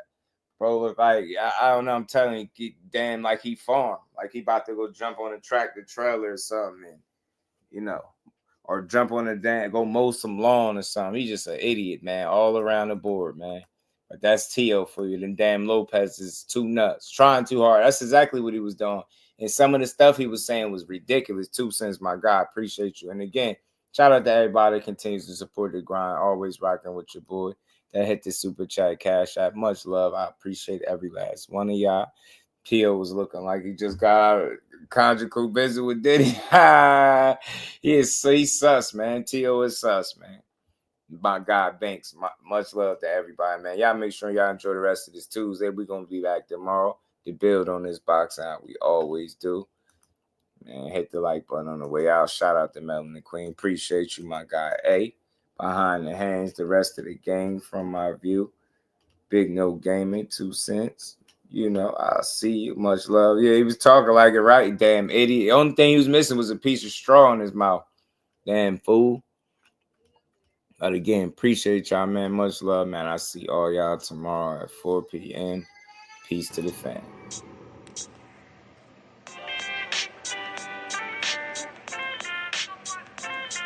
Yo, you know the deal. We back again. We never slacking. Word 'em up. Ladies and guys, whether if you drunk or you high, it's time to pay respects to the illest man alive. If you think you got a point, he'll shrink you down to size. And from there it's downhill like a slinky or a slide. Open your eyes, got a deep connection with the rise, so you might see them jump in whenever they go live. Peep it, this channel blowing up now, it's not a secret. With tons of exclusive interviews to listen to. Them other channels I hate, but yo, they missing clues. They start narratives, sip the goose and twist the truth. It don't take a rocket scientist to get the proof. Just click the live at 4 p.m. Eastern time. But when you chime in, make sure you keep it kind. But if cowards want to debate, then it's feasting time. My man Jusdu shine busy all the time. Grind 24/7, 365. Videos he might have 365. My rhyme's sick, they make you do a 365. You get a rich if you think you fit to survive. It's Jusdueboxing, time to click the live. Ain't no beginners, if you soft, you ain't down to ride. I crush you, respect too, it's Jusdu. He got the illest boxing show on the internet. The boy been a threat and he ain't even had dinner yet. Word 'em up. Yeah. You know what time it is.